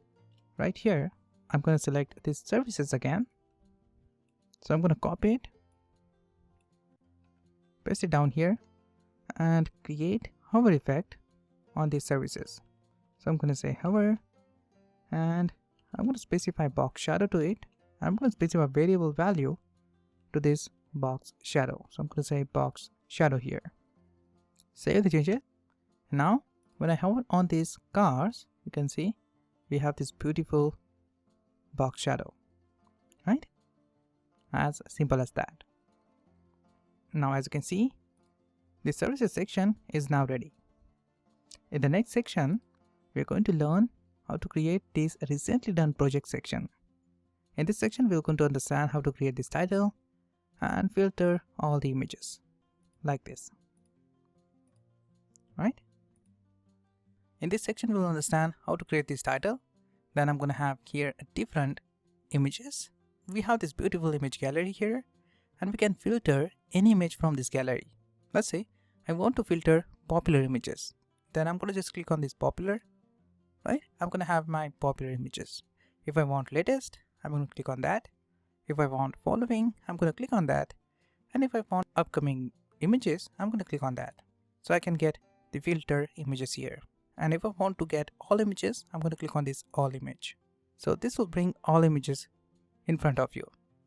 You're also going to see how to create this hover effect on these images.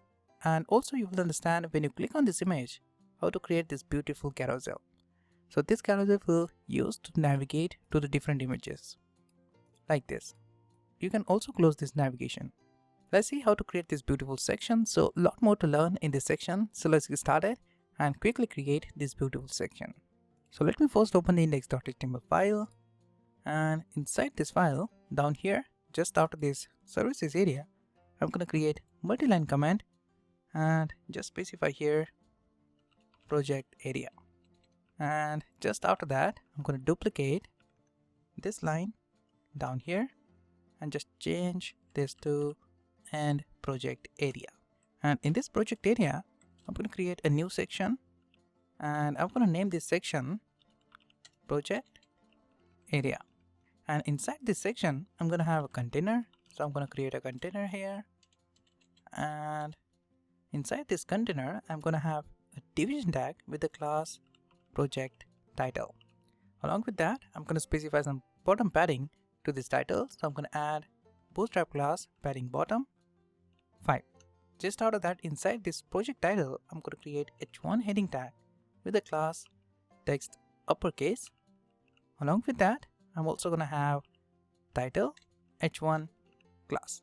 We are going to create this class in the global.css file, but just for now, just specify this class, and in the h1 tag, I'm going to say it is recently done project. And just after that, create h1 tag again and specify text quality work. Along with that, don't forget to add a class to it. So I'm going to add a class text uppercase and call title h1 class, right? Save the changes, and when you save it, you can see in your website you have here a title. Just after that, just after this division tag down here, I'm going to create another div with a class button group. Now inside this button group, I'm going to have different buttons. So inside this button group, I'm going to have these buttons, the all, popular, latest, following, and upcoming button. If you want, you can replace this button with the anchor tag as well, but I'm going to use here button. So in the index.html file, I'm going to simply create a button, and this is a type of button, so I'm going to say type button. And to this button, I'm going to specify all text. Along with that, I'm going to specify class to it, active. And just after that, I'm going to just create one more button here. So I'm going to create button. It is a type of button, and I want to specify here popular. I'm going to just duplicate this button and change this text to latest, and this became following. Just after that, duplicate it again and just change it to upcoming. And when you save it, but you have your different buttons right at the bottom. Now once we have these buttons, let's move on and create these beautiful images. So to create this beautiful images section, I'm going to first, just after this division tag down here, I'm going to create a row and specify a custom class grid. Inside this grid, or you can say inside this row, I'm going to create 4 column space division tag. So I'm going to create here call a G4. Along with that, I'm going to call MD6 and call SM12. So we know that why we use these classes, and along with that, I'm going to just specify element item class, which is a custom class. To identify which type of image we are going to use inside this div, I'm going to create a class here, latest. So inside this div, I'm going to include latest type of image. So when we filter this image, I'm going to initialize, this is my latest image. I'm going to just create here a division tag and just say our project. And inside this our project, I'm going to create img class, and inside this img, I'm going to have img tag. And to this img tag, I'm going to specify img folder, then specify the portfolio folder, and then specify the portfolio image. And I'm going to say here portfolio 1 and save the changes. When I save it, you can see I have this image here. Just after that, just after this div, just after this img div, I'm going to create here title division tag. Along with that, I'm going to add padding y4. This will add top and bottom padding to this division tag. And inside this div, I'm going to have h4 heading tag with the class text uppercase. And inside this h4 heading tag, I'm going to specify a text. So I'm going to specify minimal design. I'm going to just create here a span tag. And to this span tag, I'm going to specify class text secondary. And I'm going to specify here latest, the type of post, and just say here portfolio. Save the changes, and when you save it, you can see you have here a title and the type of post. Just after that, I'm going to just duplicate this post. So I'm going to just copy it right from here.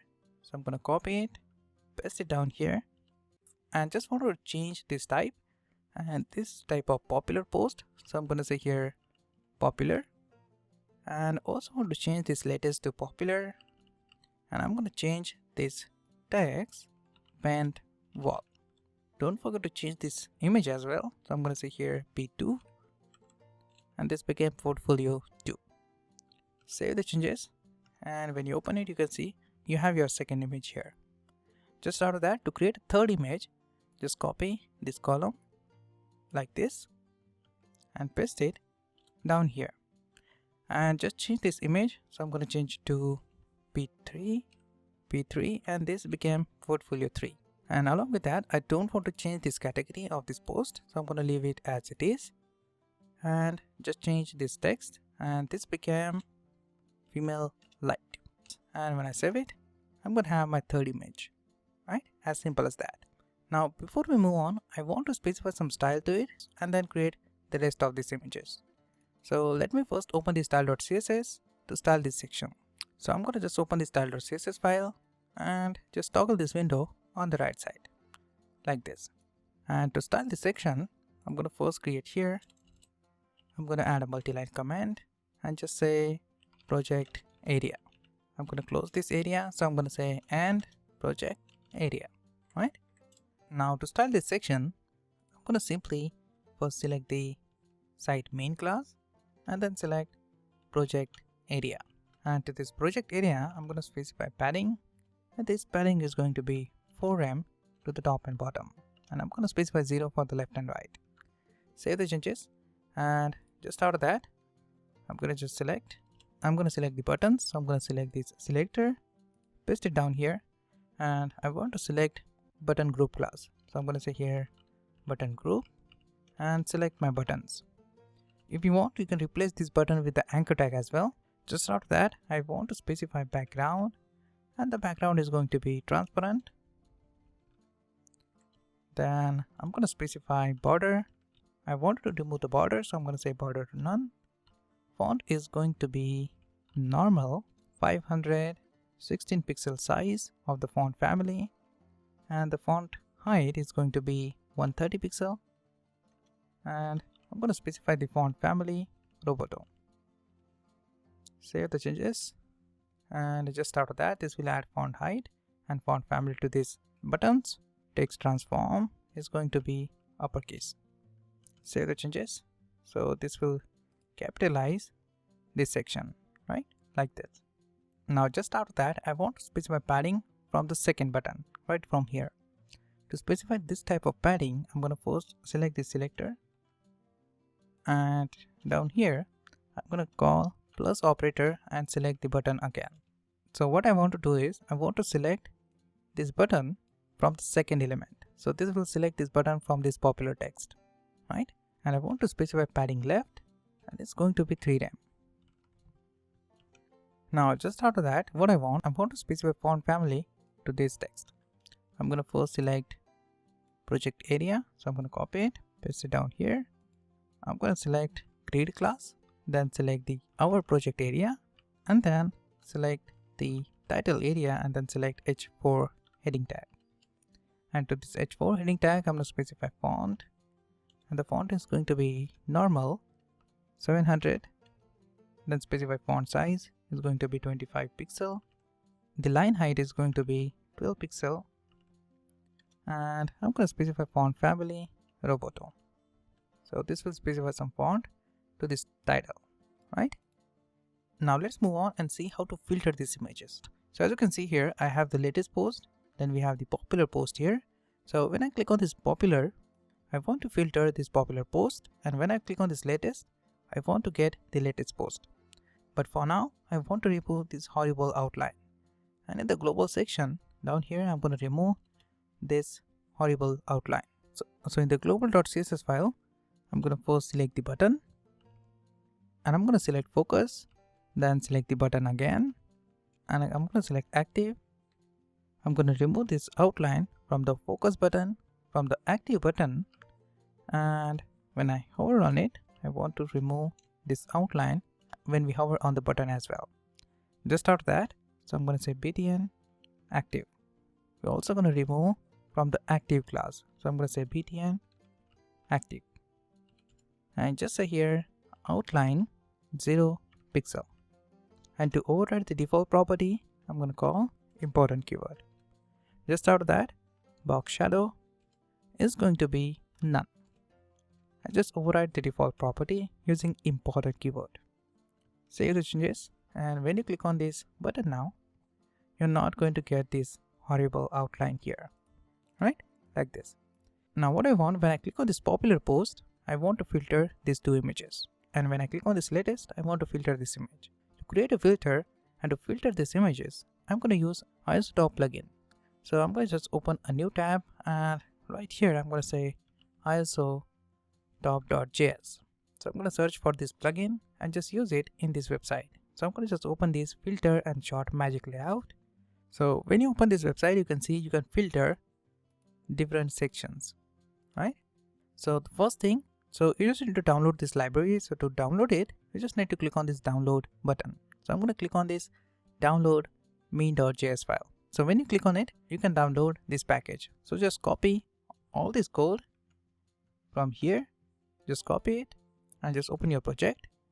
And inside your project, I'm going to create another directory right down here. And in the root directory, I'm going to create a new folder and say vendor. And inside this vendor folder, I'm going to create another folder and name it ISO top. And inside this ISO top, I'm going to create a new file called ISO top.main.js. And inside it, I'm going to paste this code. Save the changes and just close this file. Now, what you need to first link this file to your index.html. So you just need to open the index.html file, and down here, just out of this Bootstrap library, I'm going to create here a command, and I'm going to add here a command and just say ISO top.js library. And just out of this command, I'm going to create a script tag with a source attribute, and I want to specify this vendor ISO top.js file. And now just out of that, I'm going to filter all these images. To filter these images, you just need to add data attribute to your buttons. Let's say if you wanted to filter these popular images, to filter it, just select your button, popular button, right from here, and add an attribute data filter. And to this data filter, you need to specify a class. I want to filter all the images which has popular class. So as you know, we specify here a popular class to this image and to this image. So using this class, I'm going to filter my images. So as you know, we have this popular class to these images. So I'm going to copy it, and inside this filter, I'm going to specify that with the dot prefix. Now just save the changes, and I also want to filter the latest image. So I'm going to copy this latest class, and as you know, we have the button here latest, and using the data attribute, data filter attribute, I can filter the latest image. So I'm gonna use latest class here. So now when you click on this latest button, this will filter the latest image, and when you click on this popular button, this will filter popular images.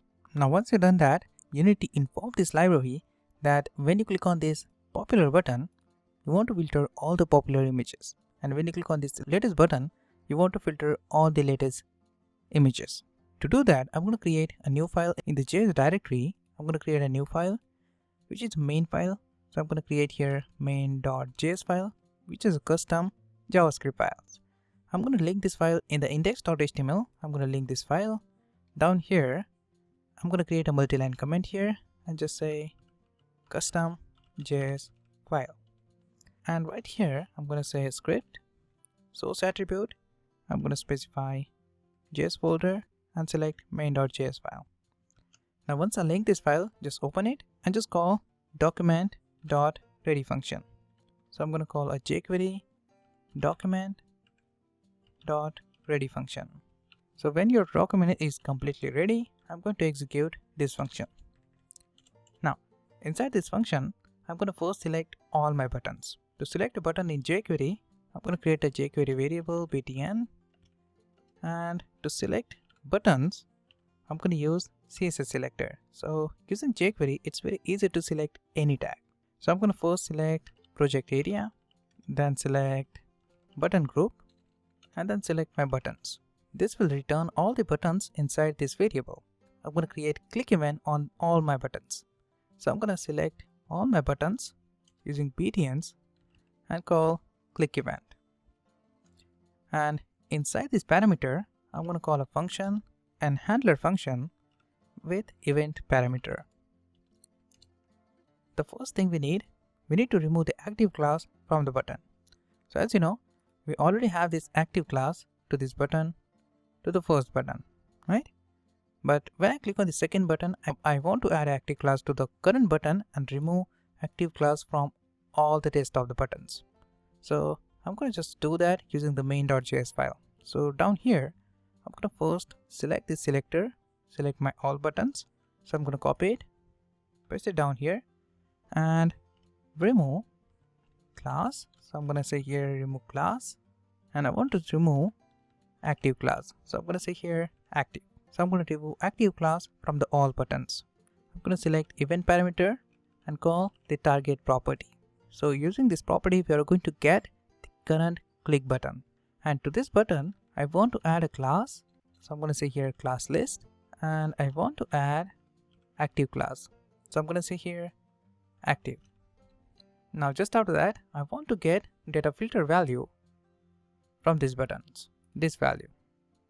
Now to get this value, I'm going to create here a variable, let selector is equal to, and in the jQuery selector, I'm going to call e.target.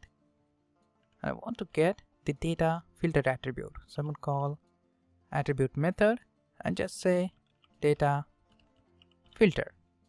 So once I have this data filter value in the selector, I can filter all this data. So you just need to call jQuery object, then select the project area, and then select grid. And to this grid, we need to call a library isotop, and in the parentheses, you need to filter. I want to filter selectors, right? That's it. And just return false. Save the changes. When I click on this popular post, I'm going to filter my popular images. So when I click on this popular post, oops, something is going wrong. Yeah, I don't want to select buttons here. Instead, I want to select only button, right? Like this. Save the changes. When I click on this popular post, I'm going to filter the popular post, and when I click on this latest, I'm going to have my latest post, right? Like this. And when I click on this all, I'm going to have my all images. As simple as that. Now just after that, we know that how to filter all these images.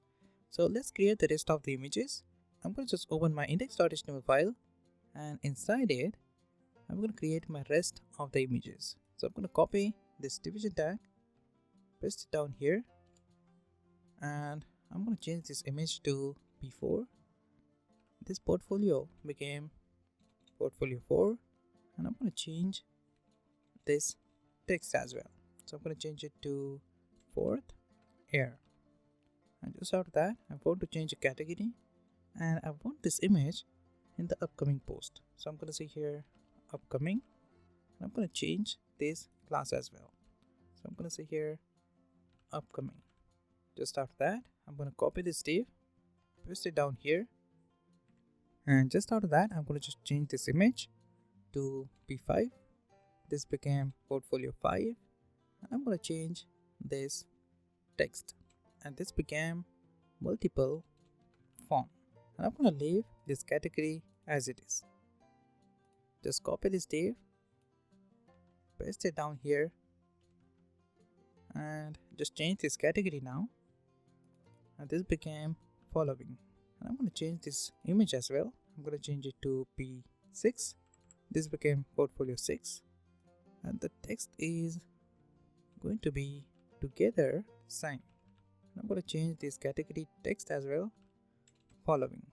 Save the changes, and just after that, minimize it, just copy it again, paste it down here, and I'm going to change this image to P7. This became portfolio 7, and I'm going to leave this category as it is and just change this text to green heaven. Just copy this div again, paste it down here, and I'm going to leave this category as it is. Change this image to P8. The portfolio became 8, and I'm going to change this text, and I'm going to say here fly mail. Just after that, let me add the last category. I'm going to copy it, paste it down here, and this is going to be the upcoming category.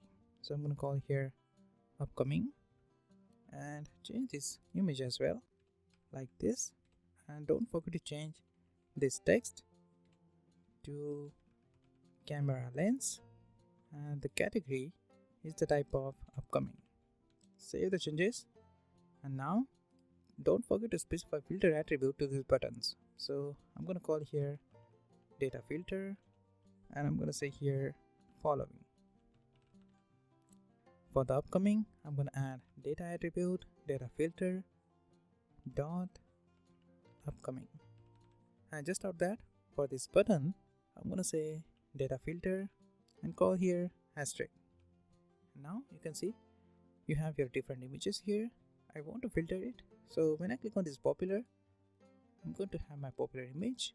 When I want latest, I'm going to have latest, following, upcoming, and my all images, right? As simple as that. How to filter all these images using ISO Top plugin.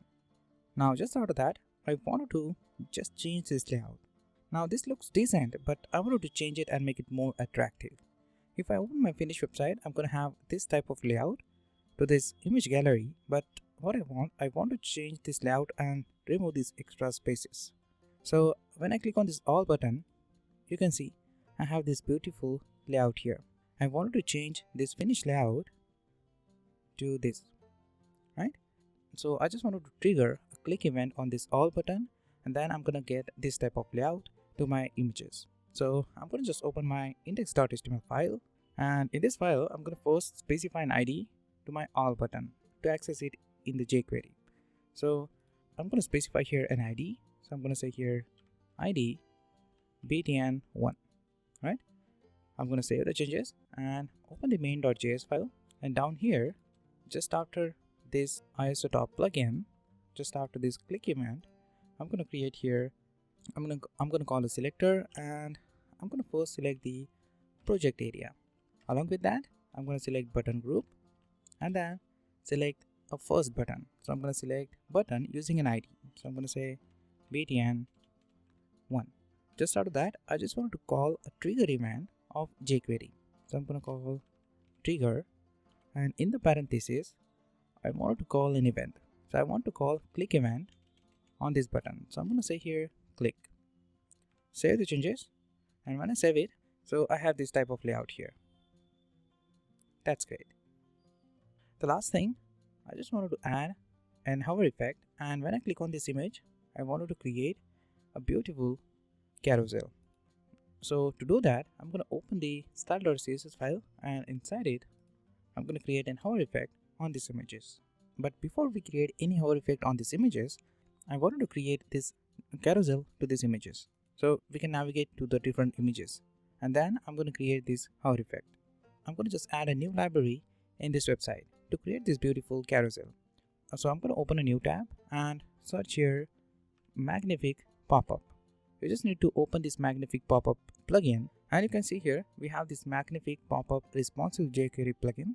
So I'm going to just open it, and you can see here we have some simple demos here of these images. You can check that out, right? I'm going to just use this simple lightbox gallery. I'm going to just download this magnific pop-up.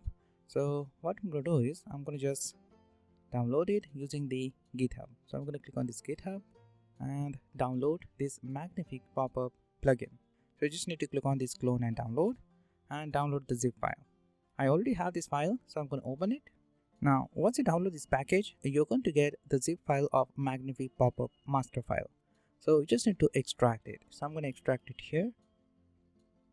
You just need to copy this folder. So I'm going to just rename it, and I'm going to just remove this master, right, like this.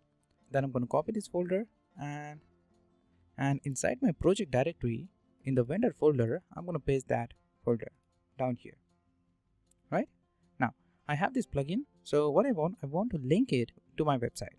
So I'm going to open my project and open index.html file, and in the head section right here before the styling, right here, I'm going to just create a multi-line comment and just call here magnific pop-up CSS file.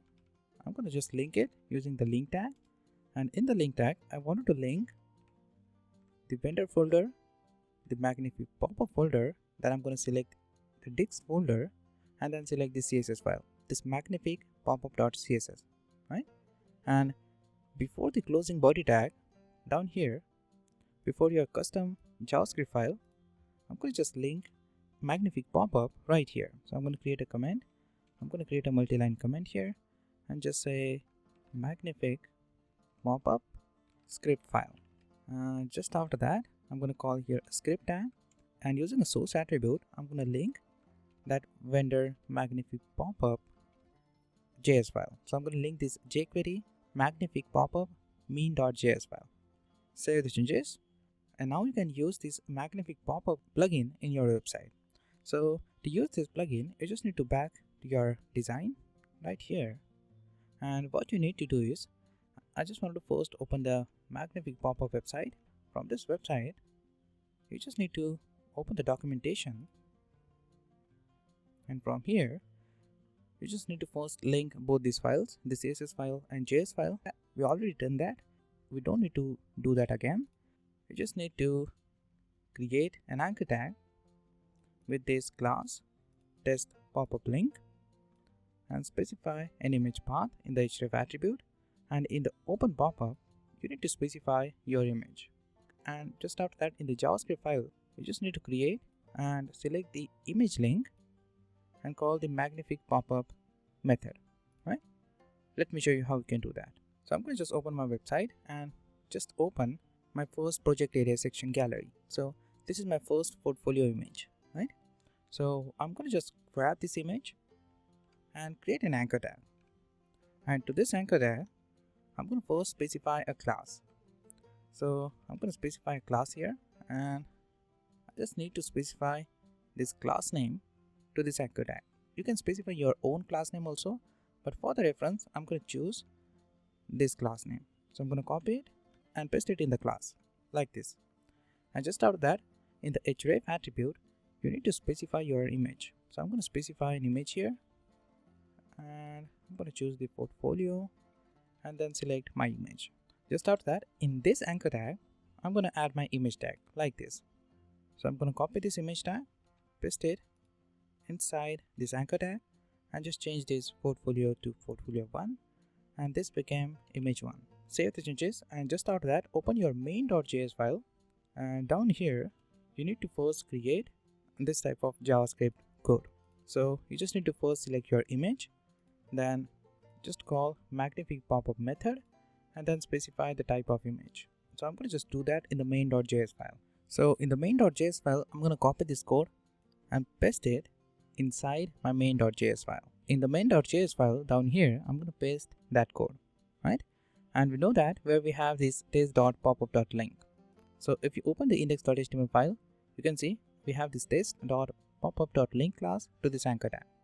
I just wanted to add here, before this test, I'm going to say project area and then say button groups.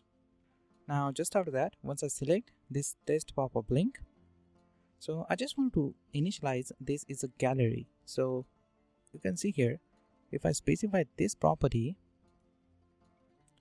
to this magnific pop-up method, I'm going to have different result. But just for now, I'm going to save it. Now if you click on this image, you're going to get your image. You're not going to get a carousel here. The reason behind this, I just misspelled something in the main.js file. If I open the main.js, you can see here I don't have this class inside this button group. If you notice, in this file we have this button group here and we have this class in the grid class. I just need to remove this button group and just say here grid, right? Save the changes, and now when I open this website and click on this image, right? So I have here a close button. So just after that, what I want to open these images like a carousel, like this, right? So we can navigate to the different images using this button, using this next and this previous button. So to do that, you need to first add this property, this gallery enable property. So I'm going to open the main.js file, and down here I'm going to paste that property, right? Save the changes. If you click on your image, you're going to get this type of result. So you need to first create few more images. So I'm going to just get rid of this second image, or I can copy this anchor tag, paste it down here, and just change this image to P2, and this became portfolio 2. Save the changes. When I save the changes and open my website, and when I click on this image, right, so you can navigate now to the different images. You can't navigate to the next because you need to change this href attribute as well. So I'm going to change it to P2, and now you can navigate to your next image when you click on the next and previous button, right, like this. Just after that, I'm going to do the same for all my element items. So I'm going to just copy this anchor tag and just paste it, replacing this image, the third image, right? So I'm going to replace this to P3. Portfolio alt attribute became portfolio 3, and this image became P3. Then I'm going to do the same for this fourth image as well. So I'm going to get rid of this image and copy and paste the anchor tag here, change this href attribute to P4. This became portfolio 4, and this became P4. Just after that, copy this anchor tag. Just after this column, I'm going to paste this anchor tag down here and change this image to P5. The alt attribute became portfolio 5, and this became P5. Just after that, I'm going to just do the same for this image as well. For this sixth image, I'm going to say here P6. This became portfolio 6, and this became P6. Just after that, I'm going to do the same for these 3 columns as well. I'm going to paste the anchor tag again, change this image to 7. This became 7, and this also became 7. I'm going to do the same to this second last image as well. So I'm going to paste this anchor tag, change this image to P8. This became portfolio 8, and this became P8. And the last, I'm going to replace this image with the anchor tag and change this image to P9. This became portfolio alt 9. Then this became P9. And when I save the changes, I can navigate to my different images. So when I click on this image, I can have my image here, and when I click on this next button, I'm going to have my images here, right? So you can navigate to your different images using this beautiful plugin. As simple as that. Now, you know that how to create this beautiful image gallery. But now, I wanted to create an hover effect on this image. So I'm going to open my style.css, and inside it, I'm going to select this image. To select this image, I'm going to first select this grid area and this our project section. So I'm going to just copy it, paste it down here, and I wanted to select the image. So I'm going to first select img class and then select anchor tag. And to this anchor tag, I'm going to create hover effect, and inside this, I'm going to have an image. So I'm going to select that image. And to this image, I'm going to specify a property filter and call a brightness value. And to this brightness function, I'm going to specify 1.1 brightness, and we're also going to call drop shadow function to drop a shadow and specify some values. I'm going to specify some values to drop some shadow to these images when I hover on it. So I'm going to specify a few values here and specify hex color.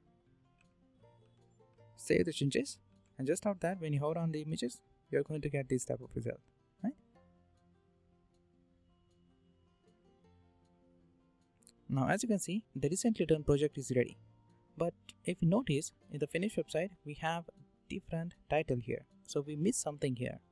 So if you notice, in the index.html file, we have this global class, this one, title h1 to this h1 heading tags. So we didn't create this.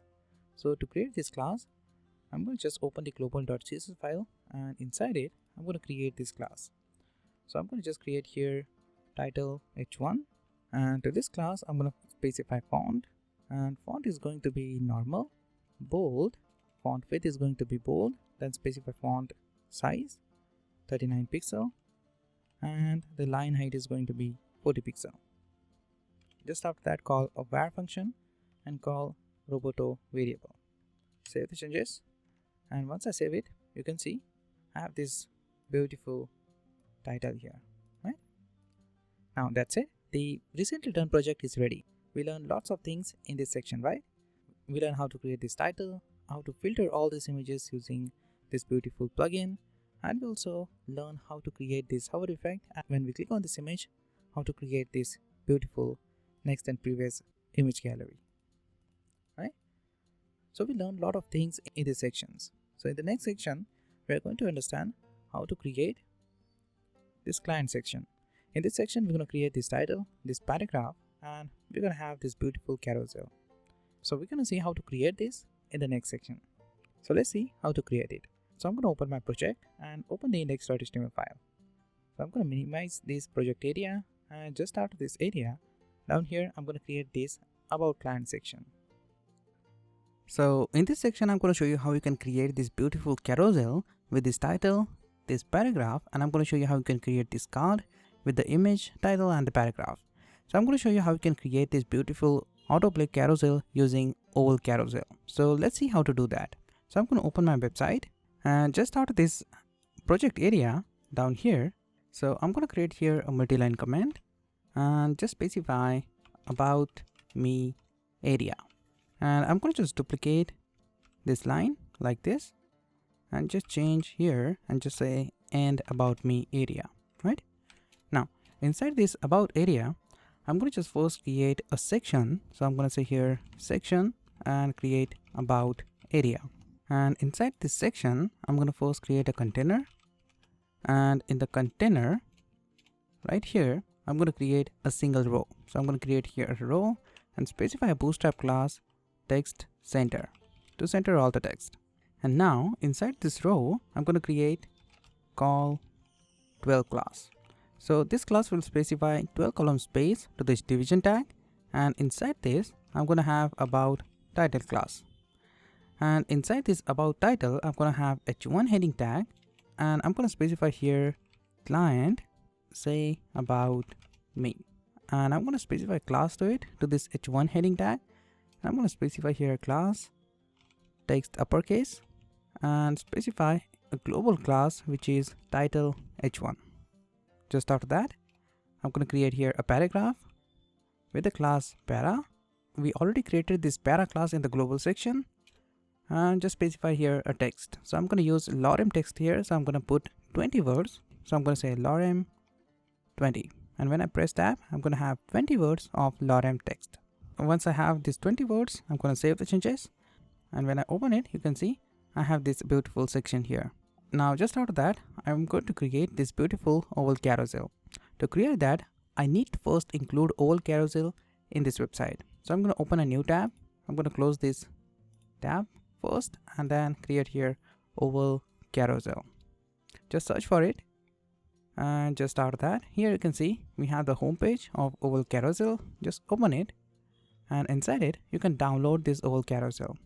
This is absolutely an amazing responsive carousel where you can use anywhere in your website. It's absolutely free. So you just need to download it. Just click on this download to download this oval carousel. I already have this oval carousel, so I'm not going to download it again. So I'm going to just open the documentation of this oval carousel, and as you can see here we just need to include the theme file and this oval carousel.css file. Along with that we also need to include this oval carousel main.js file. Once we link all these files, I'm going to just get started and create my own carousel. So you just need to create a division tag, and inside it you have oval items, right? You need to specify this class oval carousel to initialize this is oval container, and inside it you have oval items, right? And just out of that you need to initialize it using this oval carousel method, right? As simple as that. So let me show you how you can create this beautiful carousel. So let me first include this oval carousel to this website, and then we'll move on and create this beautiful design. Once you download the old carousel, it looks something like this. You have zip file. You need to first extract it. So I'm going to first extract this file right here. And once I extract it, I'm going to just copy two files. So I'm going to just copy this CSS file. So I'm going to first copy this old carousel.mean.css file. Along with that, I'm going to copy old theme.default.mean file. So I'm going to press Ctrl and select both this file and copy it. Just copy it. Now inside this project directory, inside this vendor folder, I'm going to create a new directory and just say here oval carousel. And inside it, I'm going to create a CSS folder. And inside this folder, I'm going to paste both these files. Just out of that, I'm going to open the old carousel file. And once I open it, you can see we have this oval carousel.mean.js file. You need to copy this file as well. So you just need to copy this file and paste it inside your project directory. So just paste it inside your project directory in the vendor folder. In the old carousel, I'm going to create JS folder and paste it right here. We need to link this file to the index.html. So I'm going to open my project, and in the header section up here, I'm going to link this beautiful old carousel. So I'm going to create here a multi-line comment and just say oval carousel CSS file. And just after that, right here, I'm going to just link, and I wanted to link the vendor folder, the oval carousel CSS file, and I'm going to first link this oval carousel mean.css file. And just after that, I'm going to link the vendor folder, oval carousel CSS file, and then link this oval theme.default mean.css file. So I'm going to link this file here.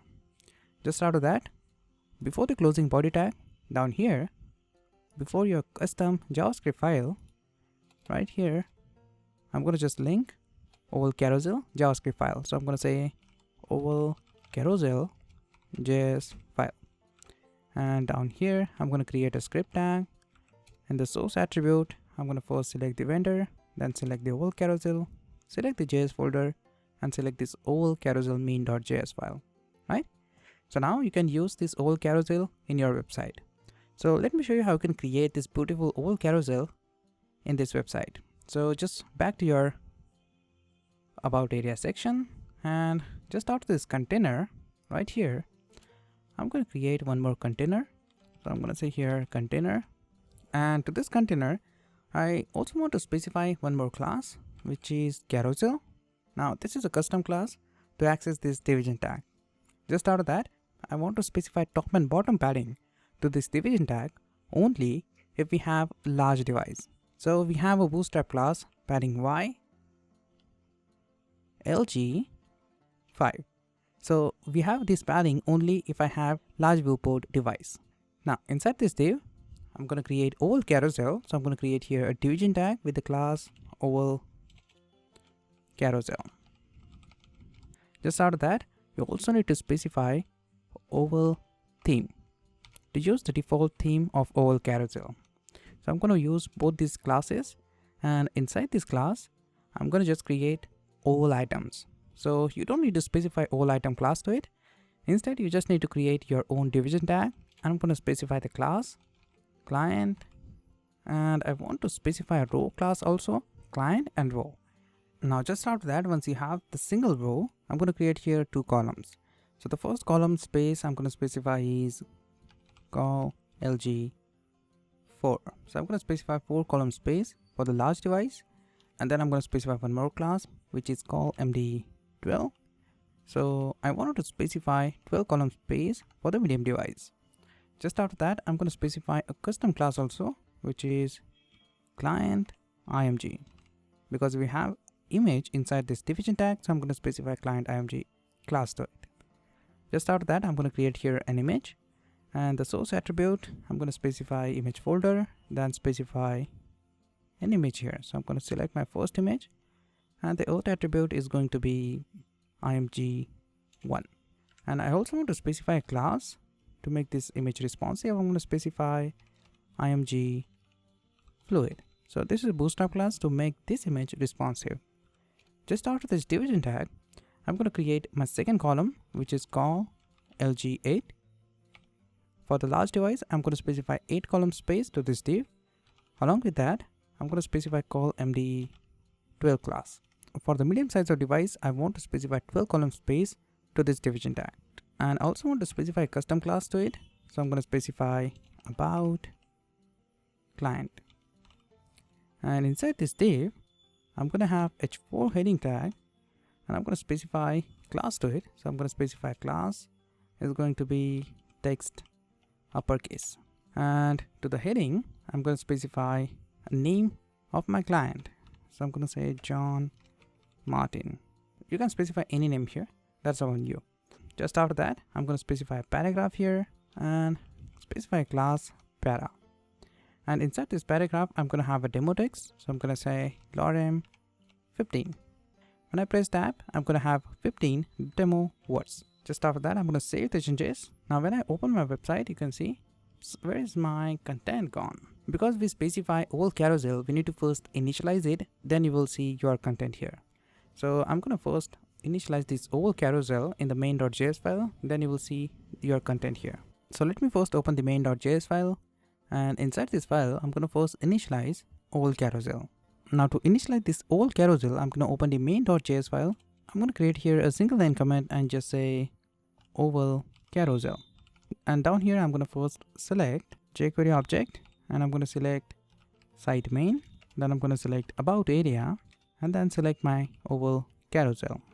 And I'm going to call a method of oval carousel, which is oval carousel. Now keep in mind, the word is case sensitive. You need to specify capital C here whenever you call this oval carousel. Just after that, in this oval carousel, just pass an object and just specify a different parameter to it. So I'm going to specify here loop true. And so I just want to loop this carousel automatically. So I'm going to specify loop true. Then I want to autoplay this carousel. So I'm going to say autoplay true. And just out of that, I'm going to specify dots because I want to add a dots here just after this carousel, this one. So to add this dot, you need to specify a property dots true, and then I want to make this carousel responsive. I'm going to make this carousel responsive after a few minutes, but just for now, just specify dots true and just save the changes. You have your carousel here. Now what I want to make this carousel responsive.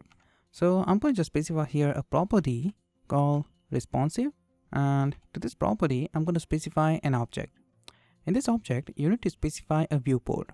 For the 0 pixel viewport, I'm going to specify only one item. So I'm going to say here items 1. 544 pixel of viewport, I want 2 items. So I'm going to say here items 2. Now from 0 to 544 pixel, I want only one item in this carousel. And just after that, I want 2 items. And as you can see, you have 2 items here because the viewport is greater than 544 pixel. As simple as that. Now what I'm going to do is I'm going to create a second client. So I'm going to open my index.html file and just copy this client row. So I'm going to copy this division tag, paste it down here like this, change this image to t2, alt attribute is going to be img2, and I'm going to change this text as well, and I'm going to change it to Mac Hill. Save the changes, and when you save it, you can see you have 2 clients here, right? I'm going to just copy these 2 clients like this and paste it down here, right? Save the changes, and now you have 4 clients, and you can see you have here a dots. Just after that, I wanted to increase these dots, so I'm going to just create a few more clients. So I'm going to copy and paste this client again down here like this. Save the changes, and now you can see you have 3 dots here, right? I just want to specify styling to this section, so I'm going to open this style.css and style this beautiful section. So I'm going to open my project and open this style.css and just toggle this window on the right side. And I just want to style this beautiful section. So down here, I'm going to create a comment and style this section. So what I'm going to do is I'm going to first create here a comment, multi-line comment, and just specify here about me. And just after that, I'm going to just close this comment. So I'm going to say and about me. And inside this about me section, I'm going to first select the site main class. So I'm going to first say site main. Then I'm going to select about area. And just after that, I'm going to select about title. And then select a paragraph. And I want to specify padding to this paragraph. So I'm going to say padding 1 rem to the top and bottom and 7 rem to the left and right. Save the changes. So I have some padding to this paragraph. Just after that, down here, I'm going to select client area, this one. So I'm going to first select this site main and about area and select client area. So I'm going to say here client. And to the client, I want to specify background, and I want to specify light background. So I'm going to specify here a hex value like this, and box shadow is going to be a variable. So I'm going to call here box shadow variable. And I also want to add a margin to it. So I'm going to say margin, and margin is going to be 3 rem to the top and bottom and 0 for the left and right. Save the changes. So this will add some margin. Now just after that, I'm going to select the client img. So I'm going to copy this about area completely, paste it down here, select the client, and then select client img. And I wanted to add a padding to it. So I'm going to specify padding, and padding is going to be 2 rem. So when I specify padding to it, you can see I have some padding to this image, right? Now just after that, I'm going to select this about area. So I'm going to first select this client. So I'm going to copy it, paste it down here, and I'm going to select about client. And I wanted to specify padding top to it. So I'm going to specify padding top. It's going to be 2 rem, right? When I save the changes, you can see I have some padding to this text. Just after that, I'm going to select the about client section again. So I'm going to copy it, paste it down here, and just select this h4 heading tag. So I'm going to select h4 heading tag and specify font to it. And the font is going to be normal 500 width. The font size is going to be 21 pixel. The line height is 20 pixel, and I'm going to specify font family Roboto. And you have this font here.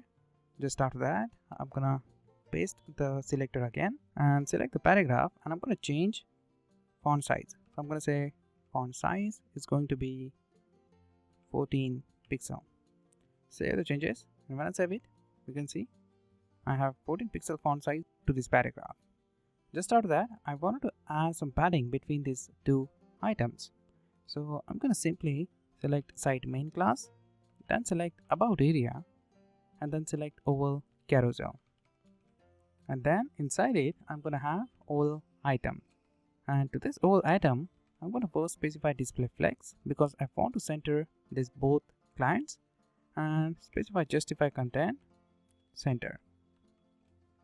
Just after that, I wanted to add some padding to it. So I'm going to add padding. It's going to be 0 for the top and bottom and 1.5 rem to the left and right. When I save the changes, this will add some padding between these clients, right? Just after that, now the last thing, I wanted to change this color of these dots. So I'm going to first select this oval carousel. So I'm going to copy this selector, paste it down here, and then I'm going to select oval dots, then select oval dot, and then select the active class. And inside this oval dot, I'm going to have a span tag. And to the span tag, I'm going to specify background color. So I wanted to specify here primary color. So I'm going to choose primary color. And I want to specify width, and the width is going to be 12 pixel. When I save the changes, you can see I have this color to this button, but because I specify width to it, I also want to add few more properties here. Height, and height is going to be 12 pixel. So when I save the changes, you can see I have this dot here. Now as you can see, your About Me section is now ready. You can navigate to your different clients by dragging this client section, and you can use this dot as well. Right? Now the About section is now completed. Now let's move on to the next section, and in this section I'm going to create this beautiful subscribe section. This is going to be the second last section of this website. So I'm going to just create the subscribe sections. So I'm going to open my website. In the index.html file, I'm going to just create the subscribe section down here. So to create this section, I'm going to first create here a multi-line comment and just specify here subscribe me area. And just after that, I'm going to duplicate this line by pressing Alt-Shift down and just specify here and subscribe me area. Now inside this section, I'm going to create a section tag and specify a class subscribe us area. And inside this section, I'm going to create a container. I'm going to specify a class subscribe. So using this class, I can access this division tag, and just after that, I'm going to create here a row, and inside this row, I'm going to have 12 column division tag.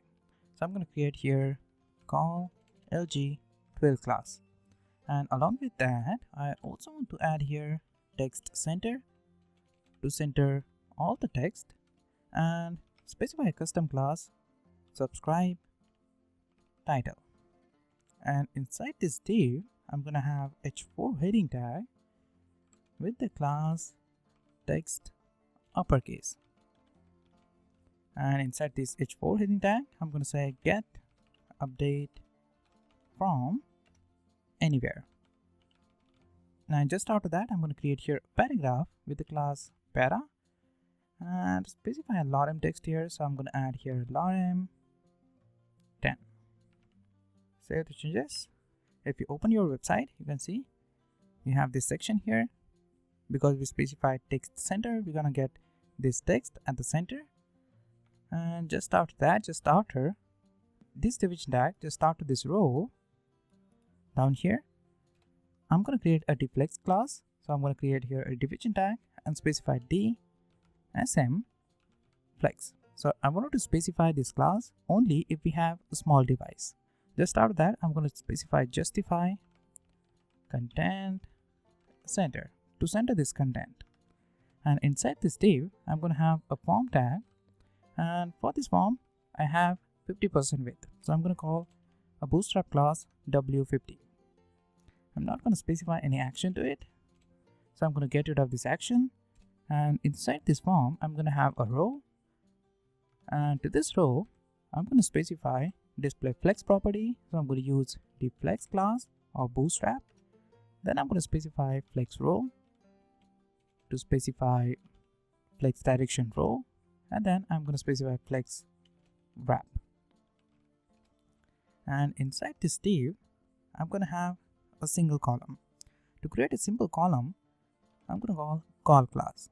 So this will create a simple column inside this row. And to this call class, I'm going to specify custom class input text box. And inside this div, I'm going to have input text box. So I'm going to create here input type text, and I'm going to specify an ID to it, txt email. The class is going to be form control. Form control is a Bootstrap class to specify default styling to this input text box. And then I'm going to specify placeholder email. Now, just after this division tag, I'm going to create another column. So I'm going to just call a call class of Bootstrap and create a division tag. And I want to specify a class to it, btn submit. And inside this submit class, I'm going to have a button. So I'm going to say button, and this is going to type of submit button. So I'm going to call here submit. And I want to specify a class to it. I'm going to specify class btn. This is Bootstrap class btn. And I'm going to specify btn success bootstrap class. So this will specify default styling to this button. And just after that, I'm going to specify float, right? So this will specify float right to this button. And then I'm going to specify here, subscribe, save the changes. Now I'm going to make this section like this. So I'm going to add style sheet to this section and make it like this. So let's move on and open the style.css file and just toggle this window on the right side like this. So I'm going to just create here a multi-line command and just specify here, subscribe me. And just out of that, I'm going to close this command. So I'm going to say here and subscribe me. And inside this command, I'm going to first select the site main class. Then I'm going to select subscribe as area, and then I'm going to select subscribe. And to this subscribe area, I'm going to specify background, and in the background, I'm going to specify an image. So I'm going to select this image. So I'm going to first select the img folder and then select subscribe bg.png file, and just specify no repeat. Just out there, when I save the changes, you can see I have this image here. I just want to add some padding to it. So I'm going to just simply add padding, and the padding is going to be 10 rem to the top and bottom, and I'm going to specify 0 for the left and right. Then I'm going to add a margin, and the margin is going to be 3 rem to the top and bottom, and auto for the left and right. When I save the changes, you can see I have this type of result here. Just out of that, I'm going to select subscribe title, this heading. So to select this heading, I'm going to first select this selector. So I'm going to copy it, paste it down here, and select subscribe title. And inside this title, I'm going to have h4 heading tag, and I want to specify font to it. So I'm going to specify font, and the font is going to be normal. Then I'm going to specify font width 700, then specify font size 30 pixel, and then specify line height is going to be 30 pixel, and the font family is going to be Roboto. Just out of that, I'm going to specify color to it, and the color is going to be white smoke. So I'm going to specify white smoke here. When I save the changes, this will specify font and color to this h4 heading tag. Just after that, I'm going to select this paragraph. So I'm going to select the selector, copy it, paste it down here, and select a paragraph. And I want to specify a color to it. So I'm going to specify color white smoke, and padding.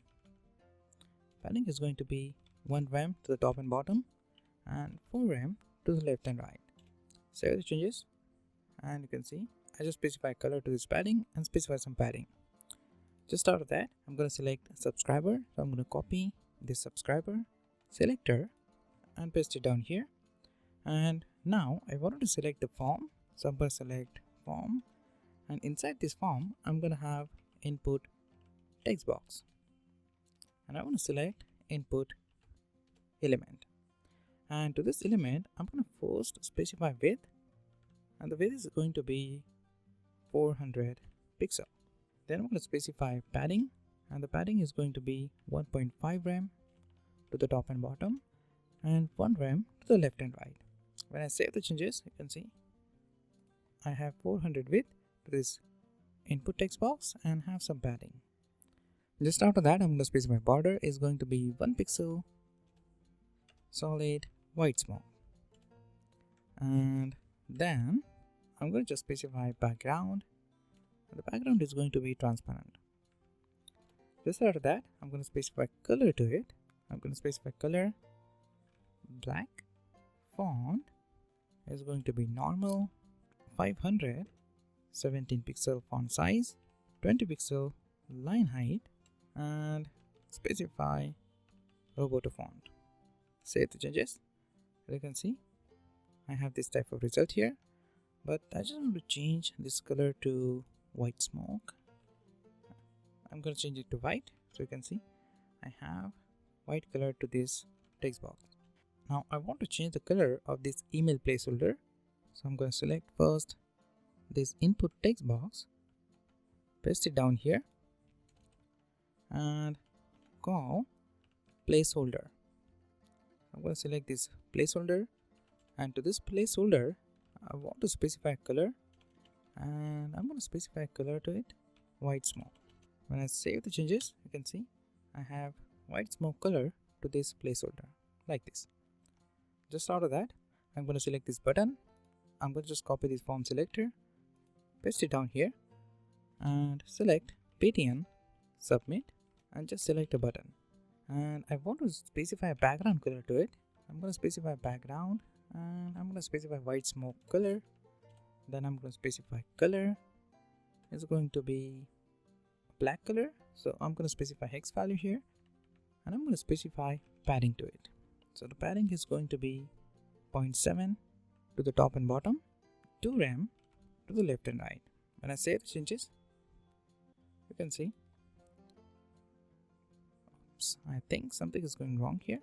Yeah, I forgot to specify dot here. Save the changes, and now you can see I have this style to this button. As you can see, the beautiful subscribe section is now ready. In the next lecture, we will understand how to create this footer, a very simple footer for your website. So let's see how to create it. So I'm going to first open my website, and just after that I'm going to just open my index.html file. Just after that, down here, just after this main tag, down here I'm going to create a footer. So I'm going to separate this footer tag from the main tag and create a footer here. So I'm going to specify a footer tag and specify a class footer area, and inside this footer area I'm going to have my footer. So inside this footer section, I'm going to first create a container, and inside this container I'm going to have flex classes. So I'm going to create a division tag with the class deflex. Then I'm going to add flex row, and then I'm going to add justify content center class to center all the text. Just after that, I'm going to specify flex wrap class, and inside this div I'm going to have a division tag with the class site logo, and along with that I want to center all the text. So I'm going to say text center, and I'm going to specify some padding. So I'm going to say padding Y. So I'm going to specify top and bottom padding 4, and inside this div I'm going to have anchor tag to redirect the user to the home page, and inside it I'm going to specify img, and I'm going to specify my image logo here. So I'm going to select my img folder and then select my website logo, this one, and just say here logo. Now just after this div I'm going to just create a social class. So I'm going to say here social, and I want to center all this text. So I'm going to say text center, and inside this division tag, I'm going to create h5 heading tag, and I want to specify a class to it and say text uppercase, and in this h5 heading tag I'm going to say follow me, and just after that I'm going to add here few social icons. We know that how to add social icons using font awesome. So I'm going to first add here anchor tag, and inside this anchor tag I'm going to have an I tag with the social icons. So I'm going to first add Facebook icon. So I'm going to say here Facebook. So this will create I tag with the class fab fa Facebook. So when I save the changes and open the website, you can see I have here daily, and you can see I have here a simple icon. But now what I want to remove this flex row class, because you can see here I have everything in the same row. So I just want to remove this flex row. When I save the changes, you can see I'm going to get the same result here. If I remove this deflex, let me see what happened if I remove this deflex.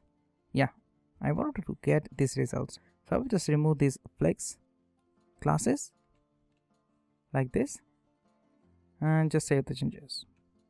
Just after that, what I want, I'm going to just duplicate this anchor tags. So I'm going to press Alt Shift down to duplicate this anchor tag, and just after that I'm going to change these icons. So I'm going to first specify here Instagram, then change this Facebook icon to YouTube, and this Facebook icon became Twitter. Save the changes, and you can see I have 4 icons here. And just out of this div, and right here, I'm going to create copyright section. So I'm going to say here copyrights, and along with that, I'm going to specify class text center, and inside it, I'm going to have a paragraph with the class para, and inside this paragraph, I'm going to have a simple copyright text. So I'm going to just copy text and paste it inside this paragraph like this. And I'm going to just specify my website name here in the anchor tag in the href attribute. For now, I'm going to specify hash here. If you want, you can specify the home path of your website as well. And inside this anchor tag, I'm going to specify span tag. And to this span, I'm going to specify inline style. So I'm going to call style attribute, and to this style, I'm going to call color, and just call a var function, and just call a color primary color. And inside this span, I'm going to specify my daily tuition name. Now when I save the changes, I have here daily tuition name and the copyright section. Let's move on and style this section. So I'm going to open the style.css file and style this beautiful footer. So I'm going to just open the style.css, toggle this window on the right side, and right here, I'm going to create a multi-line comment and just say footer area, and just close this area. So I'm going to say here and footer. Now inside this footer, I'm going to first select footer area, and to this footer area, I'm going to specify padding, and the padding is going to be 5 rem to the top and bottom, and I want 0 to the left and right. Just after that, I want to specify background image to this footer. So I'm going to have background image for the footer as well. So I'm going to specify background, and I'm going to specify URL, and inside this URL, I'm going to have image for my footer. So in the image, I'm going to have footer.bg.png file. I'm going to select that and say no repeat. When I save the changes, you can see I have this beautiful background image to this footer. Just after that, I'm going to select social class. So I'm going to first select this footer. So I'm going to copy and paste that here, and just select social and select H5 heading tag. And in this H5 heading tag, I'm going to specify font, and the font is going to be normal, and specify font width 500, then specify font size 23 pixel, and the line height is going to be 30 pixel. And the last, I'm going to specify font family, and the font family is going to be Roboto. Just after that, I'm going to just specify some style to these icons. So I'm going to select this icon. So I'm going to first select this social class. Just after that, I'm going to select anchor tag, and inside it, I'm going to have this I tag. So I'm going to first increase the size of this icon. So I'm going to say font size is going to be 22 pixel. Then I'm going to specify padding, and padding is going to be 2 rem. Then I'm going to specify color. The color is going to be border color. So I'm going to specify border color to it, to these icons. When I save the changes, you can see I have this border color to these icons. So now when I hover on it, I want to change the color of these icons. So I'm going to just create hover effect on these icons. So I'm going to just select this selector, paste it down here. I'm going to create an hover effect on the anchor tag. So I'm going to create here hover, and when I hover on it, I want to change a color. So I'm going to say here color, call the var function, and just say primary color. Save the changes. Now when you hover on this icon, you can see this type of result, right? Now as you can see, the website is now absolutely completed. If you check your website, it's now absolutely completed.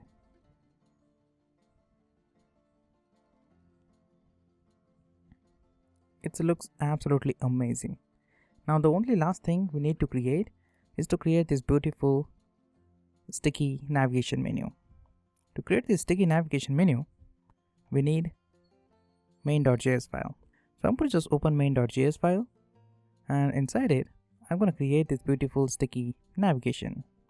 So right here, I'm going to create a command and just say sticky navigation menu. Now to create this beautiful sticky navigation menu, I have a simple technique. So when I scroll down and when I complete the header area, I'm going to have this navigation menu. So we need to first get the height of the header area, and then I'm going to specify position fix to this navigation menu, and then you can see your navigation menu at the top of your website. And when you scroll up, I want to remove that position from this navigation menu.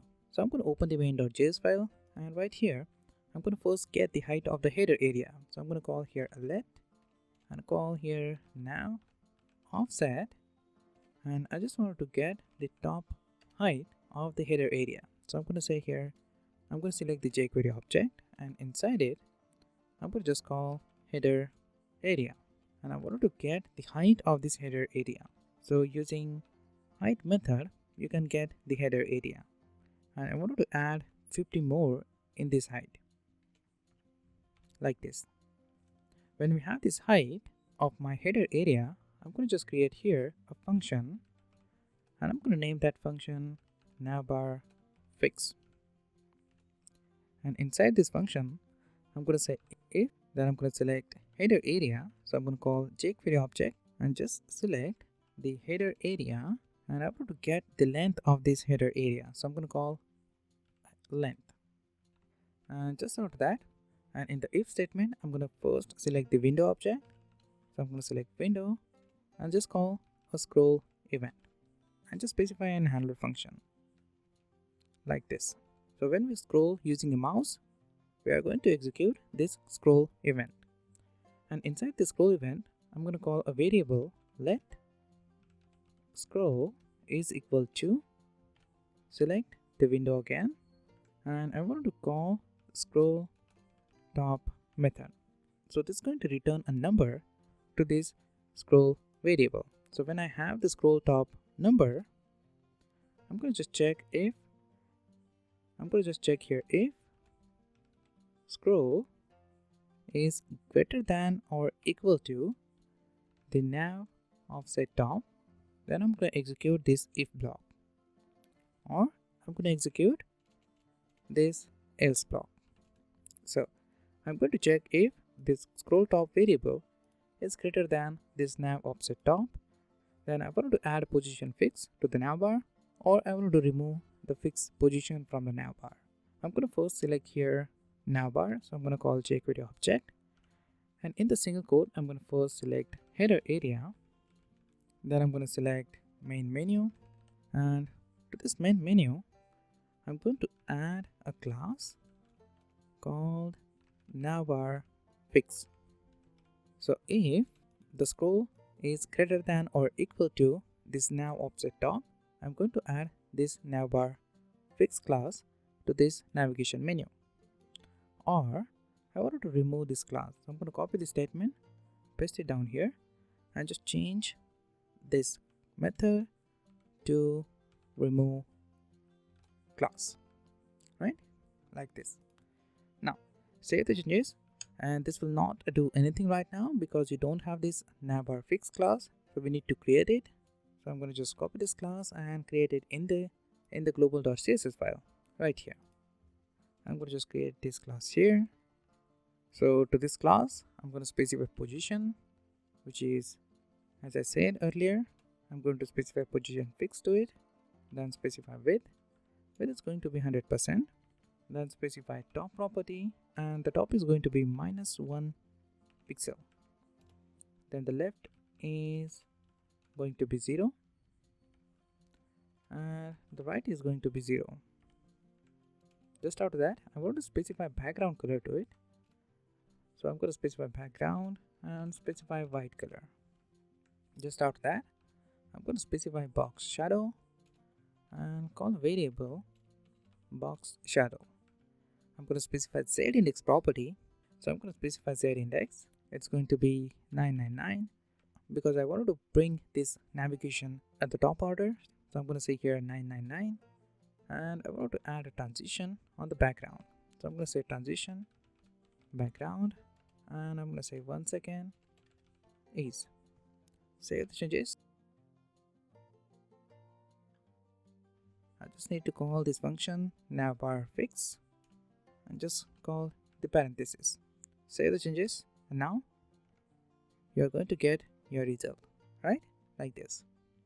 So when you scroll down, you're going to get your navigation menu, and when you scroll up, this will automatically hide and you will get your primary navigation menu like this, right? So you know that how to create this beautiful website using just a Bootstrap, right? Now you know that we have been working on this website since a while now, and we know that we put lots of effort to build the whole website. But what if I say this website is still useless if it is not responsive? So keep in mind, every website you build using HTML and CSS, you need to make that website responsive for mobile and any device. So let me first check this website is responsive for mobile or not.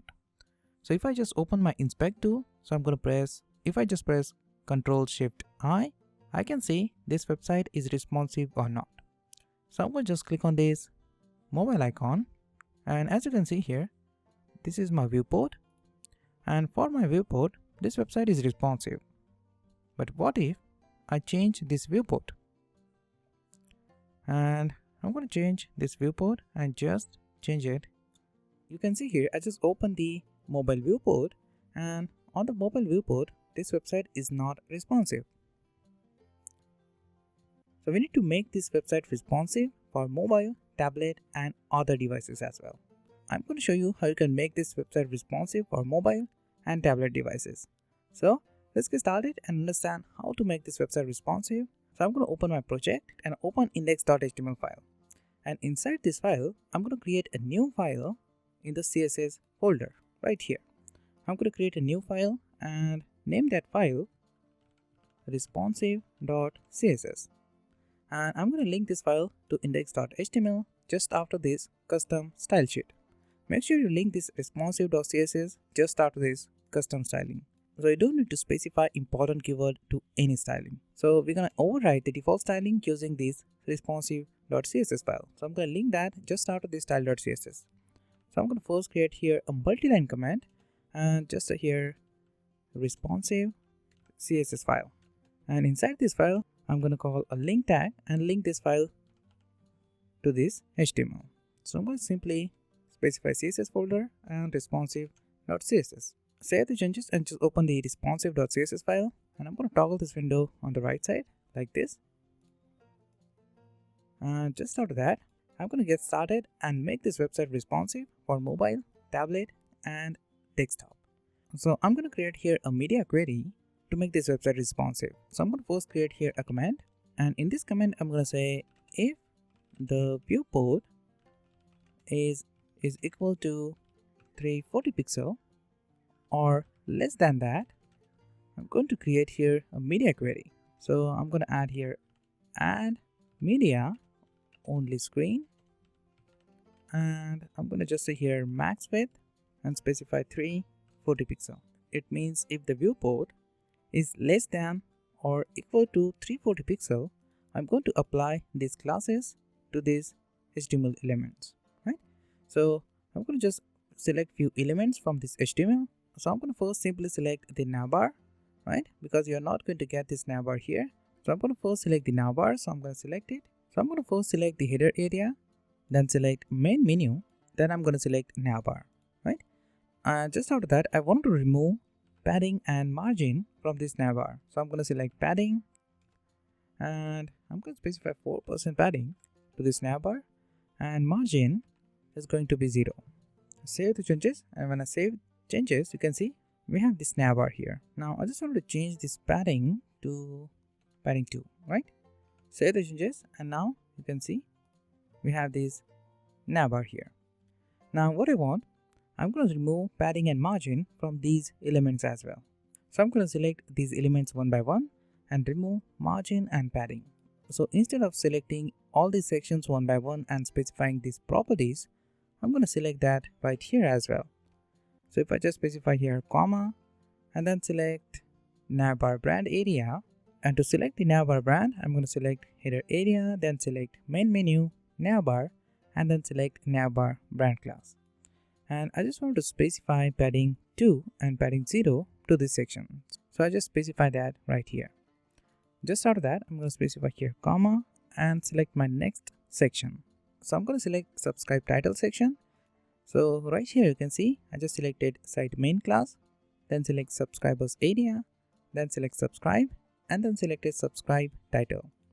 And just out of that, I also want to select subscribe paragraph and subscribe heading tag, and then select a paragraph and h4 heading tag.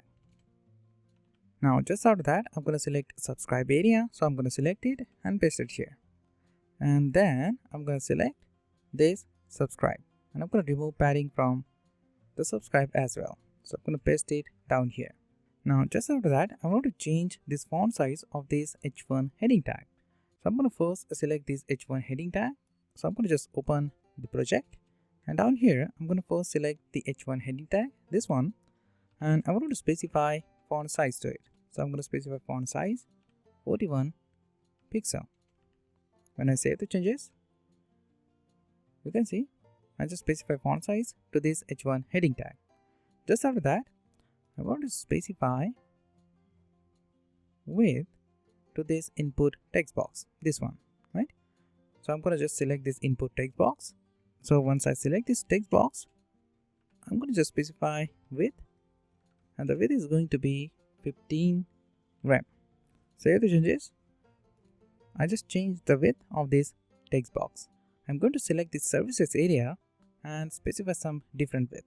So I'm going to just select this services area, this one, and change the width of this area. So I'm going to first select the main tag, then select services area, and then select services. And I'm going to specify width to it, and the width is going to be 13 rem. And just after that, I'm going to just select the media query, just copy it, paste it down here, and right now I'm going to select a media query for 792 pixel. So if the viewport is 792 pixel or less than that, I'm going to apply these classes to my HTML elements. So I'm going to first select this font tag. So I'm going to first change this title. So I'm going to first select this font tag.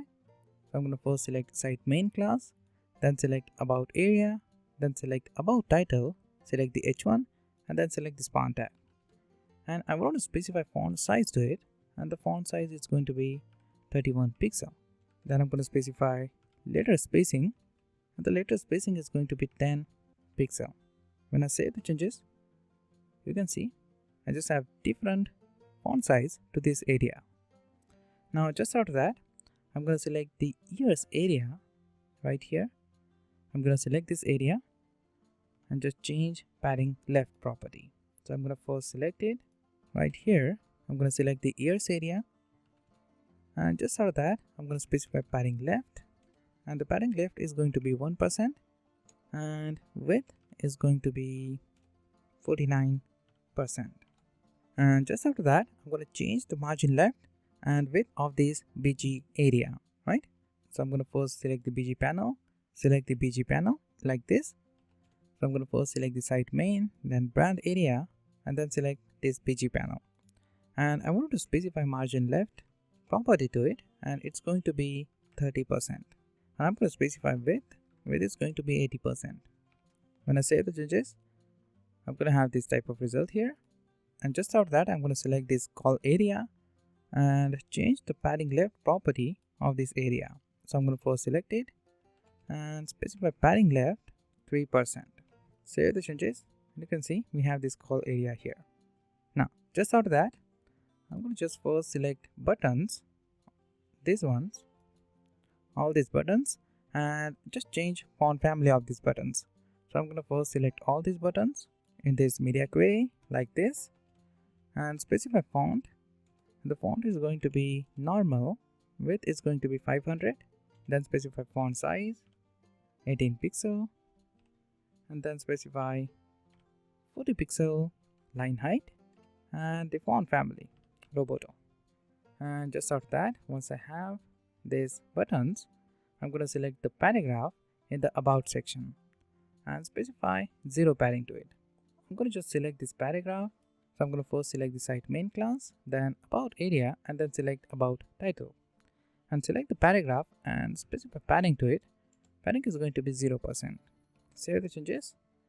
Just out of that, I'm going to select the input tag, this one, and I want to change width of this input tag.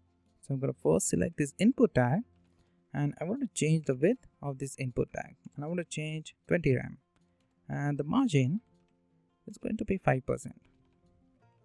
Now just after that, I'm going to copy this media query, paste it down here, and I want to change this media to 1910, right? I'm going to select 1910 pixel viewport and specify different property to this area. So I'm going to just first select here navbar header, this one, and I'm going to specify padding to it. So I'm going to just first select the navbar and specify padding, and the padding is going to be 1 rem. Just after that, I'm going to select all the containers inside my website. So I'm going to select it using a container class, and I want to change a max width property of this container and make them 90%. Just out of that, I'm going to select brand area, then select services title, and then select about area. And to these areas, I want to change padding. So I'm going to say here padding 3% to the top and bottom and 4% to the left and right. Save the changes, and just after that, I'm going to just select the background image.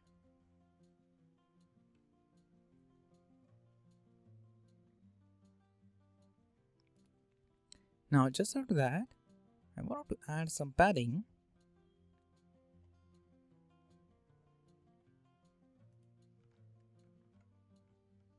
That's it.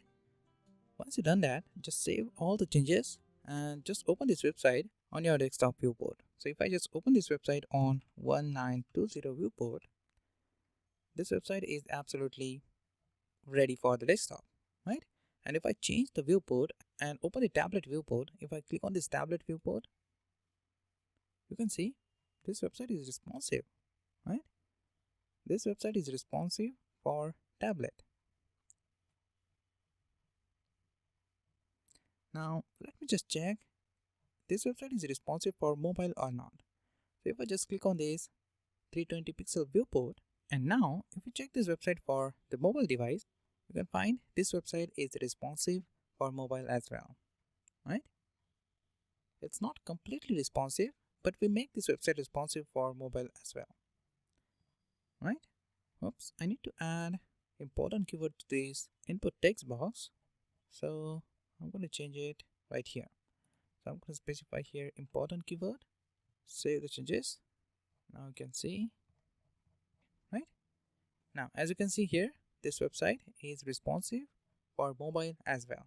So you can use this website for mobile, tablet and desktop. So if we open this website for tablet, you can use it here as well, and you can use it for the desktop version as well, right? Now that's it. If you have any question, you can ask me anytime in the comment section. If you find anything useful, don't forget to press the like button, share this video with your friends, subscribe for more latest videos, and don't forget to download the source file from the description. That is all for now. I will see you in the next tutorial.